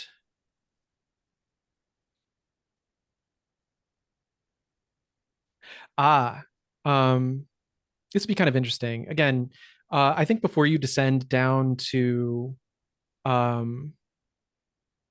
like the street level,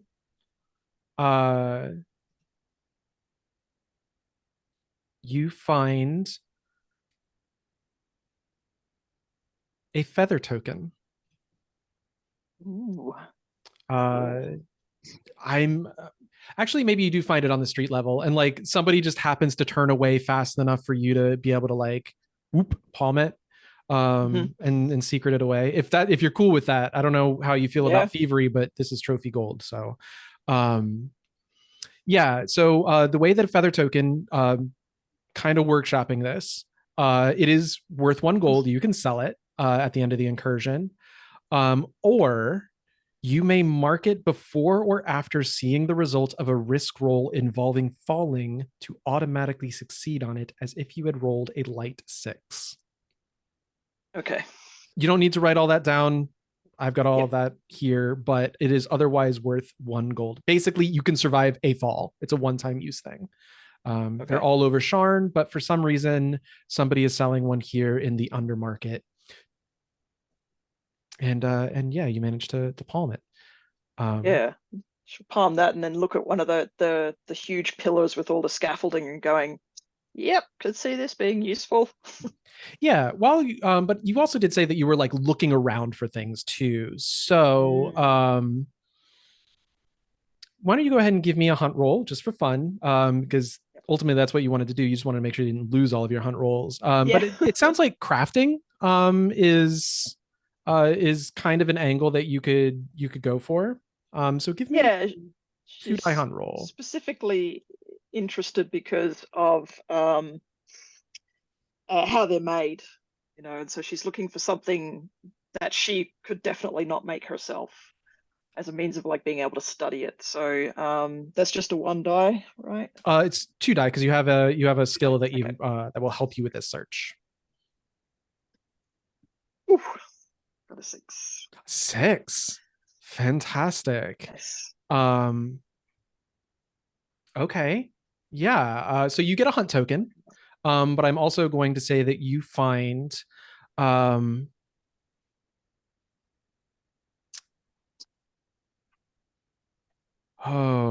do I want to introduce this?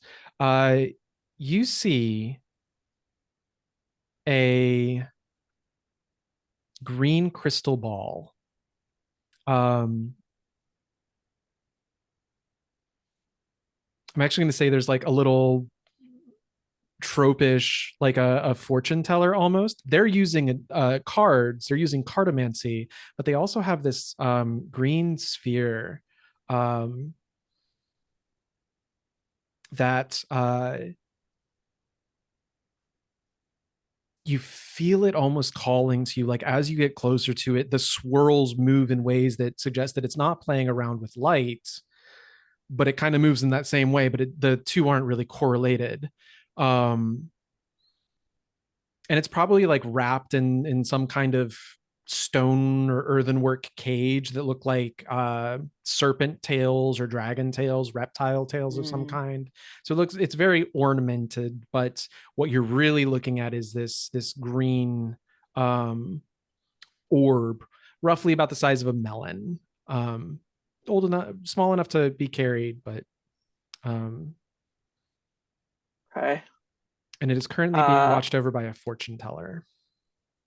Right. So I'm thinking I need to distract the fortune teller. I'll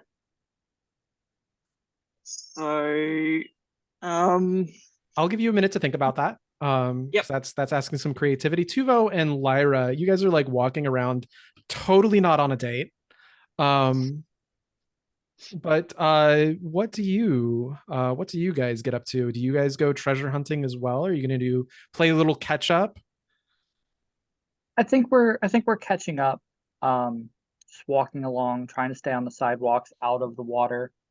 Tuvo keeps looking at that scaffolding and keeps noticing that, you know, these large bullfrogs keep going past. So he's starting to formulate an idea. So Tuvo's going to try to flag down a yellow bullfrog that happens to be painted with black and white checkers on it. I hate you. Thank you. Yes, you find a yellow bullfrog, and the goblin the Dar caddy, I guess, like is wearing a black and white checkered cap or like a black and white checkered cape or something, and that's just how you identify taxi toads in this world. Yeah, where are you trying to go? I am trying to take this lovely creature here to see a better view. Can you get us to the scaffolding? He looks up and rubs his nose. Yeah, I can take you there. But unfortunately, as you are about to start hopping onto this taxi, a dwarf is going to go running by.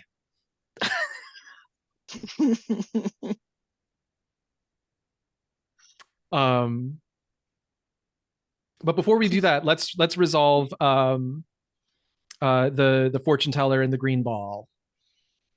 Liana, what do you have? How are you going to try and distract this fortune teller? Oh man, I was struggling a little bit. The only thing I could think of is that I've got these glass marbles, and I was thinking about Indiana Jonesing it, trying to exchange this melon-sized orb for a glass marble. Sounds good enough for a risk roll. Let's do it. Yeah. I'm not terribly worried about, does this fully make sense? Well, let's make it make sense. Risk roll. So what you're hoping is to we'll just say she's blind, and that she won't notice it if it's gone quick enough. Yeah, or she's too busy looking at her cards, right? And Mhm. then she looks up and just sees this marble instead of the orb, and it doesn't quite click for a second. She goes back to her cards, and then like 2 seconds later, she looks up again and like, wait, what? And I'm already running down the street. Absolutely. If this roll goes well. Yeah, so that's what you happen to hopes is you get the green orb. What could go wrong here is you get spotted. It doesn't necessarily work. Anything else anybody think could go wrong here? I think that's the easy one, but if anybody else has anything I'm super holding out for Devil's Bargain. Okay, then let's move into Devil's Bargains. Unless someone else has anything that can go wrong first.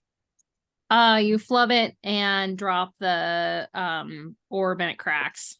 Oh no. Yeah. Oh, that's the That's a worst. good Okay, one. yeah, absolutely. That's fantastic. Devil's Bargains. No matter what, she gets to spout off a prophecy. Oh. Nope, I can't top that. Yeah, I'm no. out.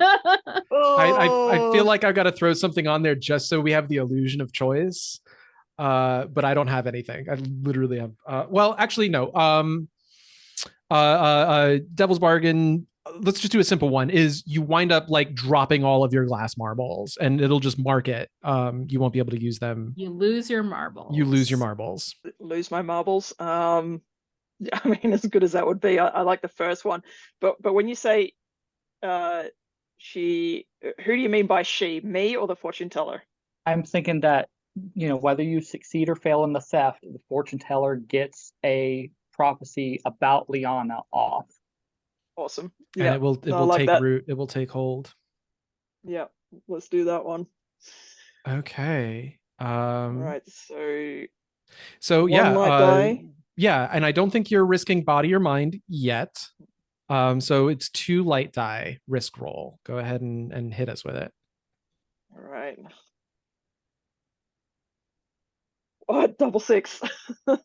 Double 6, fantastic. Okay, so go ahead and add mysterious green orb to your found equipment. It doesn't have a value yet because you don't know what it does. You'll have to figure that out later. I will deal with your fortune on break. Although we are kind of coming up to a good time to take our second break here. Fantastic. So yeah, narrate this just real quick for us. Like, what do you do? What does this look like? But you get narrative control here. So I picture the green orb sitting on a table, and perhaps it's like off to the side a little bit. And the fortune teller is sitting there, and she's very focused on her cards at the moment. And we zoom in on the orb, and we see Liana's head just kind of pop up above the tables. She's squatting down on the ground. She's peeking up at this orb. She's looking at it. She kind of judges the light. She's trying to judge the weight. She pulls out a marble. She's kind of like practicing switching the orb with the marble. A very Indiana Jones scene. And just very quickly, she pushes the orb off its stand, replaces it with the marble, grips it to her chest, and then her head just slowly lowers down below the table again. And we see the fortune teller look over, see the marble, look back into her cards, like it doesn't even register that they're not even exactly like close to the same size. It's just there's a green marble there now instead of the orb. It's fine. And then we see Liana scurrying away with this orb clutched to her chest, probably chasing after Asta. Yeah, I think whatever escape route you take, at the end of the intersection, you see Asta go running by, and just like a block away is this strange yellow toad. Asta, floor is for the toad. Yeah, Asta, floor is yours. What do? You catch up to everybody else, coincidentally. Well, Liana's going to catch up to you, but Okay. you do. So I'm like trying to catch my breath and just like, okay, there's a guy and he's running, he's behind me, and cat and has like no sleeves, and wants to know what's in the bag. It doesn't believe me. We should go.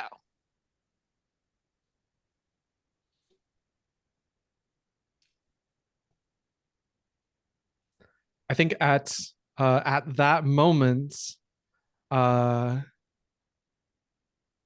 so like there's a building that you guys are probably standing next to, and at the top of it, on the corner of it, he's crouching like a gargoyle. This shifter, his duster tails just kind of like hanging to the side beside him, and he goes, "Looky, looky, looky, what we got here! Everybody all rounded up." And this is, I think, going to be a combat, or you can all decide to keep fleeing. But he's going to try and get this bag from you, and if he has to kill you, he will. Is this a friend of yours, Esther? What did you do? Just met him.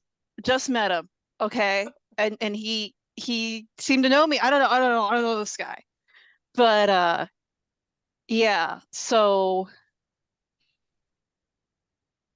he looks kind of scary. I think we're like, let's run.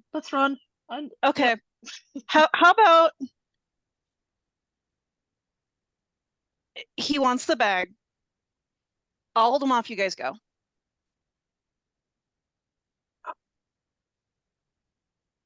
Man, but you've like, look, Esther, I really come to like you a lot. You got gumption. It's great. I don't want to leave you behind because you're currently stuck to the most valuable thing that we have. That's true. Well, I'll take off after you guys. I'm not staying here. But I think I could hold him off a little bit. What about you, Lyra? Do you think you could hold this guy off? I think you could hold this guy off. She is clinging to Tuvo's arm in total damsel style. No. I don't think, I don't want to fight him. I think we should run. Yeah. We could I don't think so. Sorry, what did you say, Tuvo? I said we could frog it. He points to the giant yellow. Let's frog it. Frog it. I don't think I would have ever said those words, but let's frog it. And okay. I'm just like looking very suspiciously at Lyra. We'll still gonna make for the frog. We'll move into that combat in a second. Let's go ahead and just take a really quick call it a 6-minute break.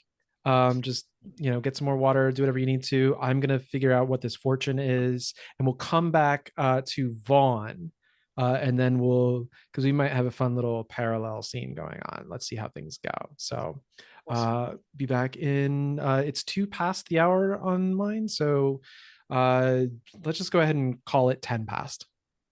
Okay.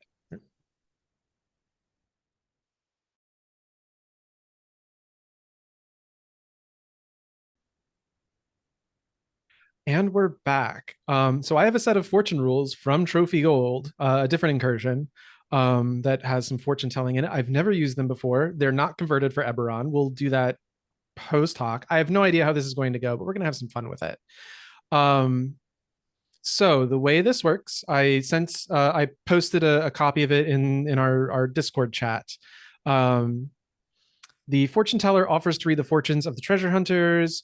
She draws 3 cards in this one for each person, but in this case, for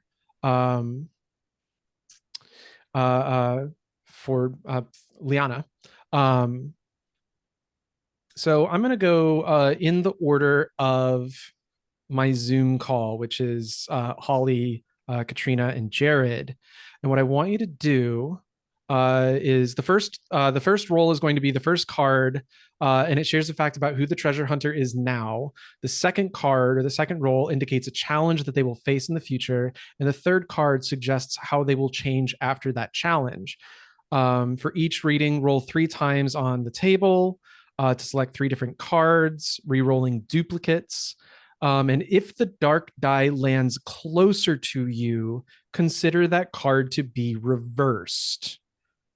So what I would like you to do, we'll start with Holly. We're going to ignore Okay. the saint part of this. We're going to figure out who exactly or what exactly card this would be in Eberron later. But go ahead and roll for me your light and dark D6. Let me know what each one is and which one landed closer to you. All right. So the light die is closer to me, and it's a 3. Okay. And then the dark die is a 6. 6, 3, light closer, so it's not inverted. So that would be, in this, it's Saint Tyrius, a compass pointing toward her, purpose in service. A compass points towards the figure on the tarot card and indicates purpose in service. This is the person you are now. Katrina, go ahead and roll your 2d6s. Let me know what each one is and which one lands closer to you. Okay. They're both pretty equidistant. I think that the light is closer to me than the dark. Okay. I'll take your word for it. It is light 6, dark 1. 1, 6. In trophy, it would be Saint Roslin, hovering above the ground, having perspective. That can't possibly be a problem in an incursion that's all about rooftops. So that's a challenge that you're going to face in the future. Is the figure depicted is hovering above ground, and it's about having perspective. And Jared, please roll a light and dark D6 for me, please. Let me know which one lands closer. Okay. Dark is closer, and I got dark 6, light 1. 6, 1, dark. In trophy, that would be Saint Carissa. The figure is inverted because the dark landed closer. Yeah. So the figure is touching a bolt of lightning. Because it is inverted, we're using the italicized text, which is a vainglorious struggle. And that is how you will change after the challenge. I don't know what any of this means. But players, if there are devil's bargains or things that could go wrong, those are ways you could invoke these. I will try to write those down. I've got them written down here. Great. Yeah. Purpose and service, having perspective, vainglorious struggle. Yeah. Yes. And also we have one more session after this to try and realize those things as well. We don't have 30 minutes to try and make these all come true. Let's cut over to, that was really fun. I should use that more. Yeah. Let's cut over to Vaughn. I did promise you that you would also encounter some of this trouble that I hinted at. So as you're like meandering, as you're like making your way over to the Crimson Monastery, you can see it kind of distant from where you are now, but its presence on the Atur skyline is absolutely unmistakable. Literal crimson ziggurat. I'll describe it more when we get a little closer to it, but you know exactly where you're going. You just have to find a route to get there. Unfortunately, somewhere in this process, you slip. And as I said, the rooftops here, you're kind of crazy for going along them. Like in the art behind me, a lot of times you find yourself having to do that sort of like sideways scale across, more so. And after one jump, maybe you get a little overconfident, maybe I don't know what it is, but you start sliding down, and right before you go over, a hand catches your wrist and you find yourself looking up at a shifter who is grinning down at you.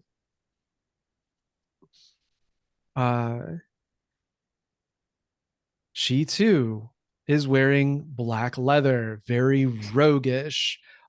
She has actually like a waistcoat, a vest, and still though on top of that has, you know, bandoliers, belts, little tiny like 3 little potion bottles, like very small kind of eyedropper looking ish kind of things. And she grins down at you and says, "It's a long way down. I'd hate to see you fall." Saving my life. Buy me dinner first. When you look back and look back up at them, you've been doing this opportunistic grave robbing thing for a while. You are not unfamiliar with this shifter. Her name is Rahani. I'll type that in chat. Rahani is named after the moon Rahan. And you already know, but she has that same mark on her palm as you do. You probably went different ways at some point when you decided to give up the grave robbing life and become a treasure hunter. She did as well. She went into the service of House Thrashk. She got picked up by a group called Javin's Bloodhounds. And this is what she does now. She's basically a bounty hunter. And she says, on a grave robber's salary, I don't think I'll be buying you dinner anytime soon. I think you'll have to pick up the bill. What do you say? From what I hear, I'm not the only one who switched professions. Oh? It is. I do guess that the little birds do whisper, don't they? So, if you know what it is that I do, then give me a good reason why I shouldn't drop you right now. I thought you were going to buy me dinner.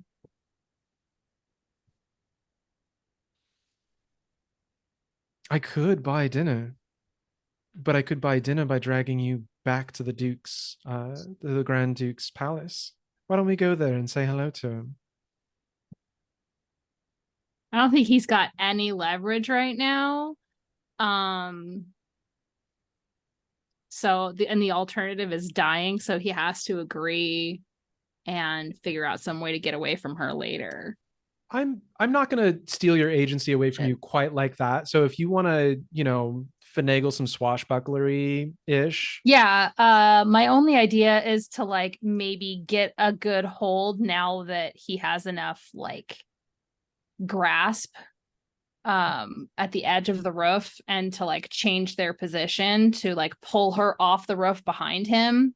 Ooh. And let her dangle. All right, yeah, I dig it. You know, just go for the reversal. I think this will be a risk roll. Yeah. So what you're hoping is you change positions. And what could go wrong here is you fall and die. Yeah. What are some other interesting things that could go wrong here? And I swear to God, if anybody says you wind up in each other's arms, I'm closing this call. We wind up in each other's arms, falling to our death. There you go. Yeah. There we go. But yeah, we would. Yeah. I was gonna say like the scene in Emperor's New Groove where they both go over and they have to cooperate. Oh, I hate it. Okay. Sure. Yeah. Let's move into Devil's Bargains. Well, first, actually, let's ask, do you have a skill or piece of equipment that would help you here? Strength. Absolutely. So you get 1 light die. You can get a 2nd light die if you accept the Devil's Bargain. So players, what do we have for Devil's Bargains? Give me something good. I'll throw out just because it's a theme, I'll just say you have a romantic history no matter what. Sure. Yeah. That's just it's too easy and it's just on brand for this table. And then if that's the case, if it's going to be a Devil's Bargain, I'm going to say it ended poorly. He was supposed to buy dinner.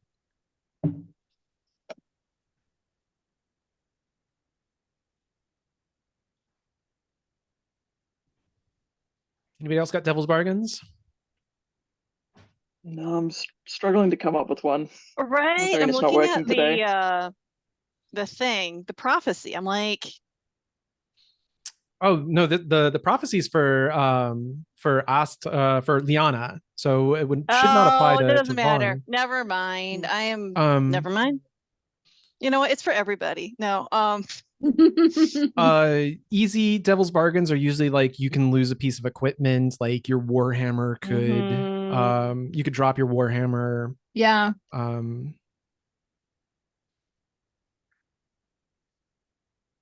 No, I like that she's my ex. That's All very right. good. Okay. It's a good one. I don't know how exactly that's going to complicate things, but go ahead and give me. I think you are risking life or limb here because it could be quite deadly if you fall. So go ahead and give me a risk roll, 2 light, 1 dark, please. Okay. That's a 5 high. When dark die is highest, you cannot re-roll, and the dark die is Okay. highest in this case. So this is a success with a complication, but because the 5 is the high die, the dark die is highest it's and higher higher than my than your ruin. current ruin, just 2. Mhm. Your ruin increases by 1. Yeah. Um, Maybe we have been in this situation before and I dropped her. And so she like grabs onto my arm, and that's where the ruin comes from. Oh, interesting. I was going to say that like if you've been in the situation before, and you did drop her, like that's why it ended poorly. You had to make a choice between like shifting, which you know is deadly and dangerous, or dropping her because you just didn't have the physical strength to lift her back up. And the last time you saw her, there it is. The last time you saw her, she was falling. You assumed she was dead. And you never saw her again. She actually probably fell into Climber's Rest. Nobody should have been able to survive that fall. And the ruin increase could just be check safety tab, but just like the trauma possibly of that memory. I don't see anything. He bites his lip to keep from crying about it. Ruin doesn't have to be like physical harm. It can be, in fact, in a lot of times with trophy, it's you get closer to Madness. your you're in from Cthulhu Dark. Yeah, you would be getting closer to that Lovecraftian go running, howling, screaming off into the night. I also think possibly whatever feelings come up because you both have this curse, you do get a little bit closer to the lycanthropic side, like on a mental or permanent level. Maybe that could be something too. That could be something fun. But narrate please for me, like this position shift you were like being hung on to, but how do you like leverage this, and what does it look like at the end? It's he had just managed to catch himself, and then she grabbed his other arm and he let go with the hand he was hanging on with, and sort of like caught it up under the eaves and used the leverage of being from below to pull her down. In the situation where he dropped her before, he hadn't pulled her over. So the decision to do that is sort of what like triggers his remembering of this. And there's a little bit of, for the very first time in a long time, a little bit of regret and like, I shouldn't have done that. I shouldn't have done this. And so his big like intimidating move, pulling her over the side of the roof, is like immediately like he doesn't let her dangle. He pulls his arm up so it's like she knows and he knows that he's not trying to drop her. He doesn't want her to fall, but he doesn't say anything, and he just sort of braces his leg on the side of the building. He's got his arm up around the inside of the eave of the roof, and meant to say some cool line of, oh, the tables are tabling, but can't anymore.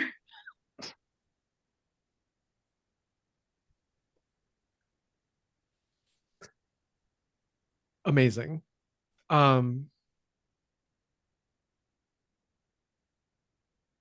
Being in this, so now Rahani is hanging and dangling again. I think she's got a hold of his arm, and he's got a hold of her arm, and it's a very awkward, like, hanging off the side of a roof situation.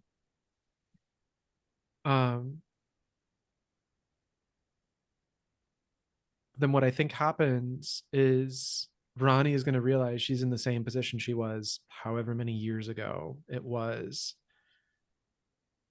And the clouds over the moon of Rahan are going to part and shine down directly on you both. And all those memories are going to come flooding back to her. And she is going to say, I'm going to do what I should have done back then. And if I have to tear you down off this wall with me, by all the moons and all the sovereigns and all the sky above, I will. And as she starts saying this, you can feel her grip on your arm starting to strengthen. And the fur on the hair on her arms starts to grow longer and thicker and more wiry. Her shoulders begin to start spreading out farther and farther. And her fingers, her open hand that is not attached to you is going to start getting elongated and clawed. You can get back up onto the roof with her, or however you want to. She's probably going to kick off and jump off to another roof. But it's blood. She wants blood.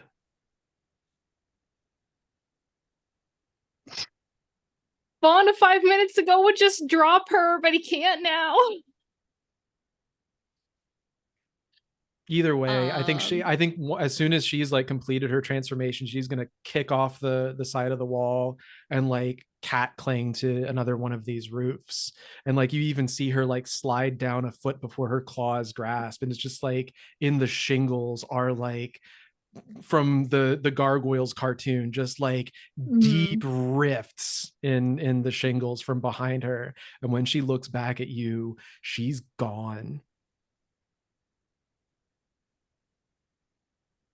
Well, I guess I don't have to go back to the Duke.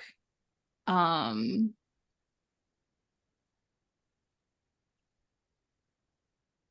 going to say you have two options. You can fight her or you can flee.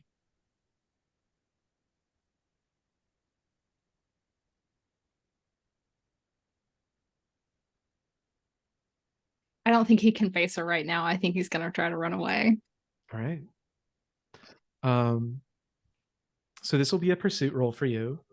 And it sounds like it's a pursuit roll for the underside things. Let's go down there and check in there with them. These guys use the same stat block. They also have the same skill. It doesn't really matter since you're using the pursuit roll. But the super short version is ranged attacks just don't work against them. They both have a trait called Cat Burglar, which is super fun. Or cat-like reflexes or something along those lines. But again, same thing as before. We've done this before. It's a pursuit roll. Let's resolve the underside first. Remember, you're trying to get to this scaffold. The endurance for this character or these characters individually each is 7.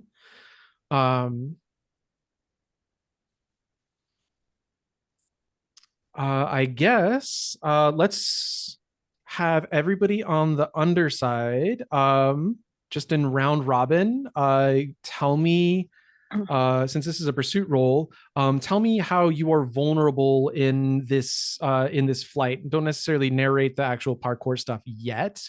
But how are you putting yourself at risk of injury in your breakneck flight across the canals, the rooftops, and the running? And then roll a weak die for me, please. Are we frogging it with Taxi Frog? You can incorporate that, yeah, with your narration. I don't think the taxi frog. If the taxi frog moves fast enough, then the cat burglar is going to be like doing the parallel run across the rooftops and like doing the parkour run as well. Eventually, you're going to have to dodge them. Yeah, that's just such an awesome image that I think I want to go for that. So I think Liana's going to try and leap onto the back of the taxi frog, but it's pretty slippery. So you can't just, leap onto the back of a frog and expect to stick the landing. So yeah, she's getting covered in slime as she's trying to clamber onto the back of this frog and get a grip. I think also, ways you might be vulnerable or things that you can use if you want are, again, they're rogues in D&D. So throwing daggers, poison bombs, like feel free to give them whatever you want.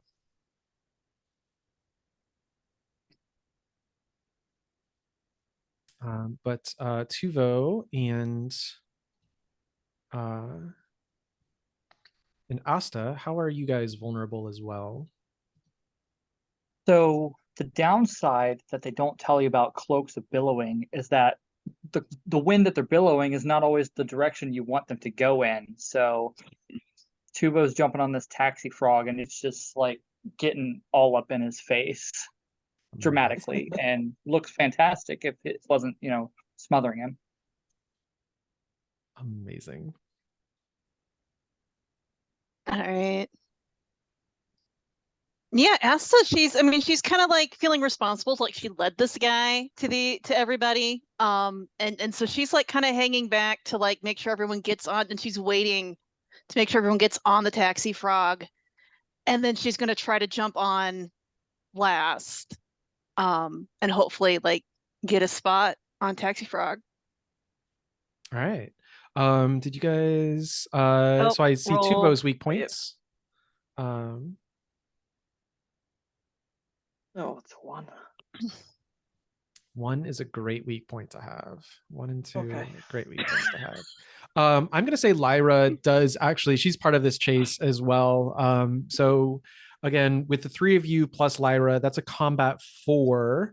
Does anybody I'll just go ahead and call out Asta, you're the one who led him here. Go ahead and give me a combat 4 roll for me, please. 7 shouldn't be the hardest thing in the world to did I say 7? Is that? Yeah, 7. Yeah. Okay, so roll 4. Yeah, combat and then 4 dark. Okay. Okay, so there's a 1 and a 2 and a 4. But 7. You did meet its endurance at endurance 7. You do 1 round it, but again, I'll just go from top down on the dice roller. Asta, are you going to take a ruin or are you going to mark an armor or mark your armor? What am I at? You are at 3. Let's take some 3. ruin. Okay. It'll be fun. Right. So your ruin will go to 4. Then Liana, are you going to mark armor or take ruin? Oh man. Yeah, I'll mark ruin. You'll mark ruin. All right, so your ruin will go to 4. And Tuvo, are you going to mark armor or are you going to take the ruin? I'm taking ruin. Taking ruin. Everybody's going to ruin 4. All right, baby, let's go. And then now we'll do kind of actually, Tuvo, you let us off last time. Let's do the same. Let's do the same order. Let's do top down. You are going to escape.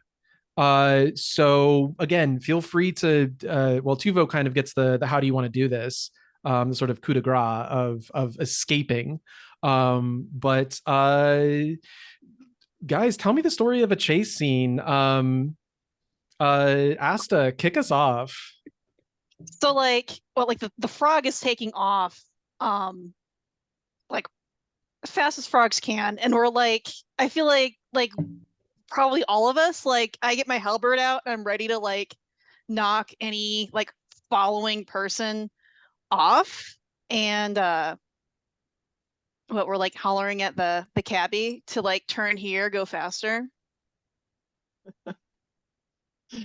Fantastic. How do you get ruin? How does your ruin increase, do you think? I think I like land on like a really bad spot, and I get like this really big face full of like frog slime that's, maybe a little bit like really icky, maybe a little Extremely pointed. yucky. Yeah. That's foul and disgusting. Give yourself the condition nauseated.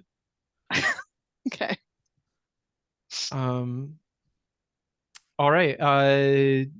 Liana, you're up. What's the next phase? You're on. You guys are on the taxi frog, and like the shifter is like chasing after you, throwing daggers, shooting a hand crossbow bolt, throwing poison bombs. What's this look like? Yeah, so Taxi Frog is like hopping down the street, and this rogue that's chasing us is moving along sort of these rooftops of this building and running parallel with us. And every time we lose sight of him behind a building, it's just a moment before we see him again. He's keeping pace, and all these things that he's throwing at us are just very luckily just seeming to miss. But I think maybe perhaps one of the daggers just scrapes Liana, say across the arm or something. If it had been maybe 1 inch to the left, it probably would have been a kill shot. And we're just yelling at this frog taxi driver to just go faster. It's like, make it go faster, make it go faster. And then I'll leave Tuvo to describe how we managed to get away. Sure. Give yourself a condition, bleeding wound.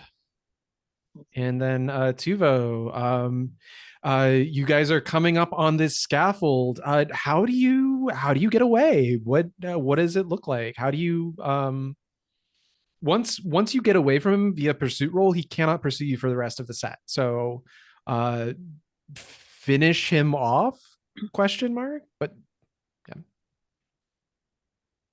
So, we're colliding into debris and cutting off other frogs on the sewer road. And Tuvo is trying to get out his curved knife, but every time that he either gets the cloak off of his face and he lines up a shot, he's got a damsel in distress gripping his arm, so he can't get a good angle, because every time this frog's hopping, he's jarring down, and he finds that he's actually trying to keep her out of harm's way, unfortunately for Tuvo. And as they get close to the pillar, the caddy says something in Goblin, and the frog just takes a gigantic leap and to get us close. But right at that point, of course, is when the caddy decides to, ask about what we're going to do about the fair.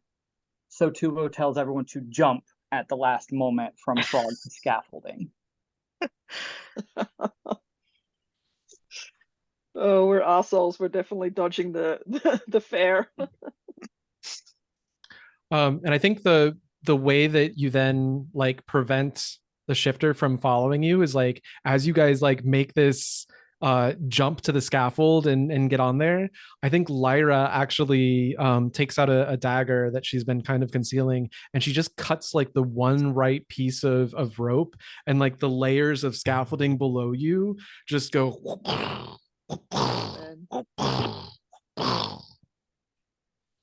Can we add that maybe Liana was the only one that saw that?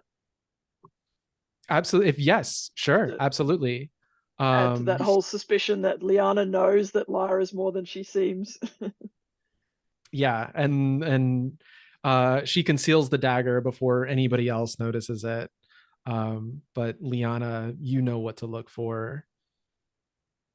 Everybody else, you have no idea why the scaffolding below you and specifically like the level below you starts collapsing. But also that's an incredible amount of damage.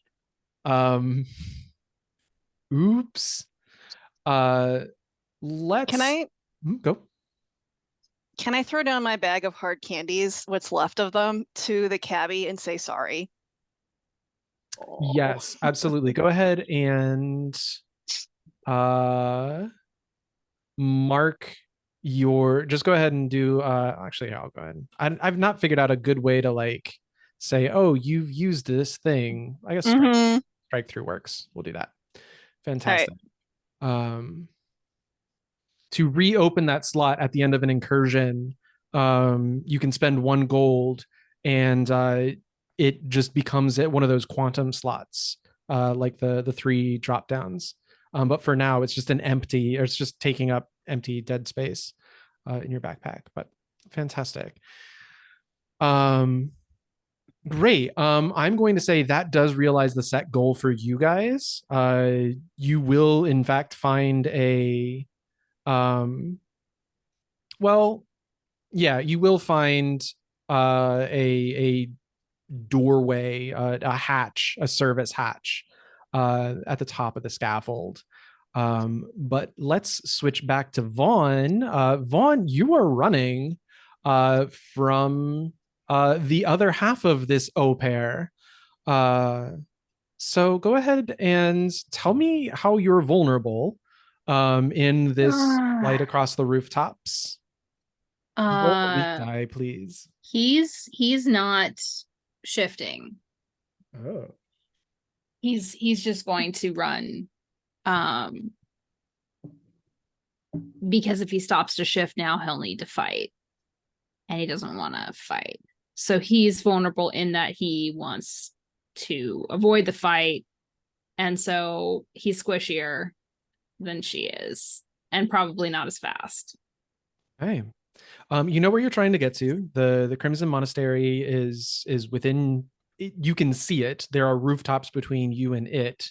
So yeah, go ahead and roll a weak die for me, please.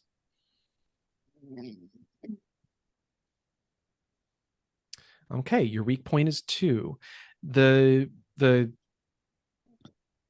shifter's endurance is 7. You cannot physically beat it. You cannot physically escape her this first round of combat. But go ahead and start me off with a combat of 1.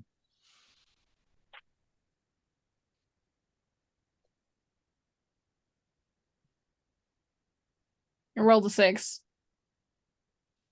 That's fine. As long as it doesn't match your weak die, okay. It doesn't increase your ruin. So yeah, narrate just like the first leg of this escape roll. Like, how brutal is it? How much damage gets caused? What are some highlights? I think that he is lucky at the very first. He ducks around the side of a rooftop and takes off and just like breaks her line of sight for a second. And that's all it takes for him to like dive in a window nearby. And just, it's like a Scooby-Doo chase scene in and out of doorways through this like upper level apartment house or whatever. And there's things breaking and there's cats. And you know, lots of tumbling, falling down noises as they go back and forth out of doors and across this hallway. Yeah, fantastic. Like you crash in, a family is having dinner or something, and like you just go running across the table and like plates go everywhere. Yeah. Sounds of breaking all the things. Happy birthday. Fantastic. So every round the combat increases by 1 die, so you can beat him now. You're looking for a 7. Give me a combat 2 roll, please. Okay, I rolled a 6, but I also rolled a 2, and that's my weak die. Okay, but you do meet the endurance of the, call them monsters, but the shifter in this case, who is actually a monster, coincidentally. So you can choose to mark a piece of armor, or your ruin can go up. I think I am gonna mark a piece of armor at this time. It's Okay. pretty early. Something terrible is gonna happen to us in the next set. I know it, and I'm gonna regret my life choices. But you're gonna she mark catches your she ringmail catches on the back of his ringmail shirt and just like rips it off of him, and he runs. Fantastic. How ultimately do you get away from her? I don't think it's necessarily speed. I think it's he jumps out another window, and it's sort of like the vibe of Tuvo in going down and stepping underneath. Like he catches the underside of the roof and like hangs under the eave, and like a shingle falls down, and she comes and looks out the window, and she just sees something falling, and so maybe it was him, and he stays there for a long time and just hangs by his hands underneath there until he's absolutely certain she's gone. She looks out the window and does like this wild sort of flip up onto the rooftop, and like looks down, can't see you because maybe you're like under a balcony, or you're just like well enough concealed, and listens, because I think this is one of like the dark descents into Climber's Rest, very similar to the one that she fell down years and years ago, and she just keeps listening for the blink of the shingle hitting the ground. Of course, there's nothing; it's too far away. But after a long, long, long pause, you hear the most mournful, pained shifter howl. It's a howl, it's a roar, it's the sound cougars make. Just an absolutely pained nightmare scream. And she's not subtle about leaving. She wrecks shingles the entire process, even as she begins to shift back. And you are left alone. It's from here, it's only a hop, a skip, and a jump away to the district of the Crimson Monastery, where coincidentally, just at right about this exact same time, in a service hatch only a block or two away, we see the hatch kind of flip open, and up pops the head of Tuvo, looking around, and we are going to kick off next session, I think, at the Crimson Monastery. So we're going to go ahead and call it there for the night. I'm gonna go cry. Amazing. I'd love to do a round of stars and wishes with folks. I'll go ahead and start. I had a blast. This is maybe one of the most fun, not just sessions of Trophy Gold I've ever run, but one of the best sessions, one of my favorite sessions of Eberron as well. There was so much, it was fun, and there was also heartbreak, which is like my favorite two things in the world, that are my peanut butter and chocolate. There's so many like just moments of Rahani and Vaughn. God, what a torture, and I'm absolutely here for that kind of disaster.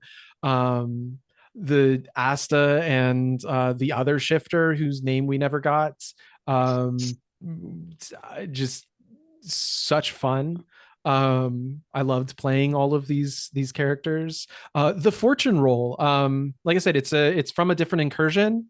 I've never used it before. I kind of like what we got out of it. It's vague enough that like there might be some fun to be had there.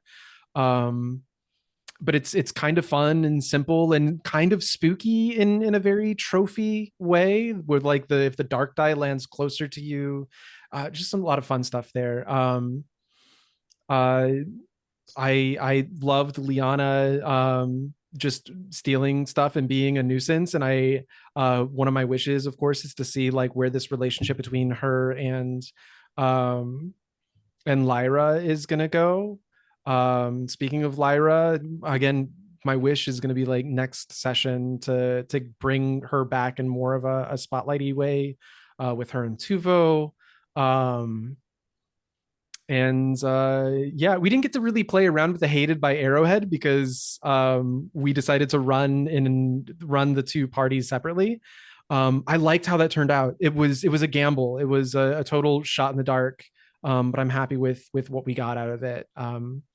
I don't think that's something that I could have ever done in many other systems.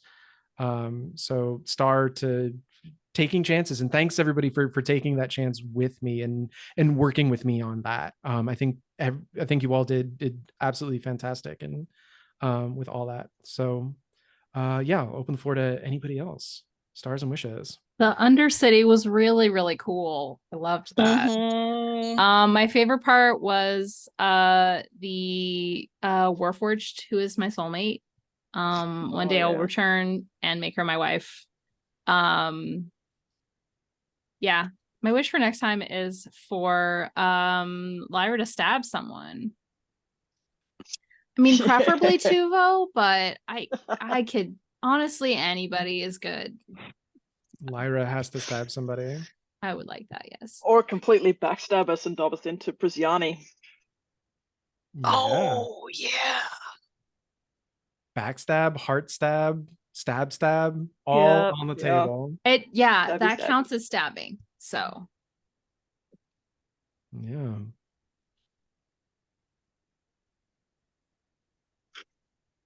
Like, I feel like they're just were like awesome NPCs throughout. And I absolutely loved the scene where we got C. Davian. And I'm like, okay, I'm gonna have to yoink that and like for my game and give them a little peek at what they don't know. Davian's a really fun character. And he just came into existence like a month ago or something when Keith just published that article on him. But I like him so far. He's a total smoke show. That's very rude. How dare? How dare? I didn't intend for this to be like such a thirsty incursion. It just kind of happened. I mean, you allowed me to be in the game, so I blame you all for about at least half of these. At least most of them.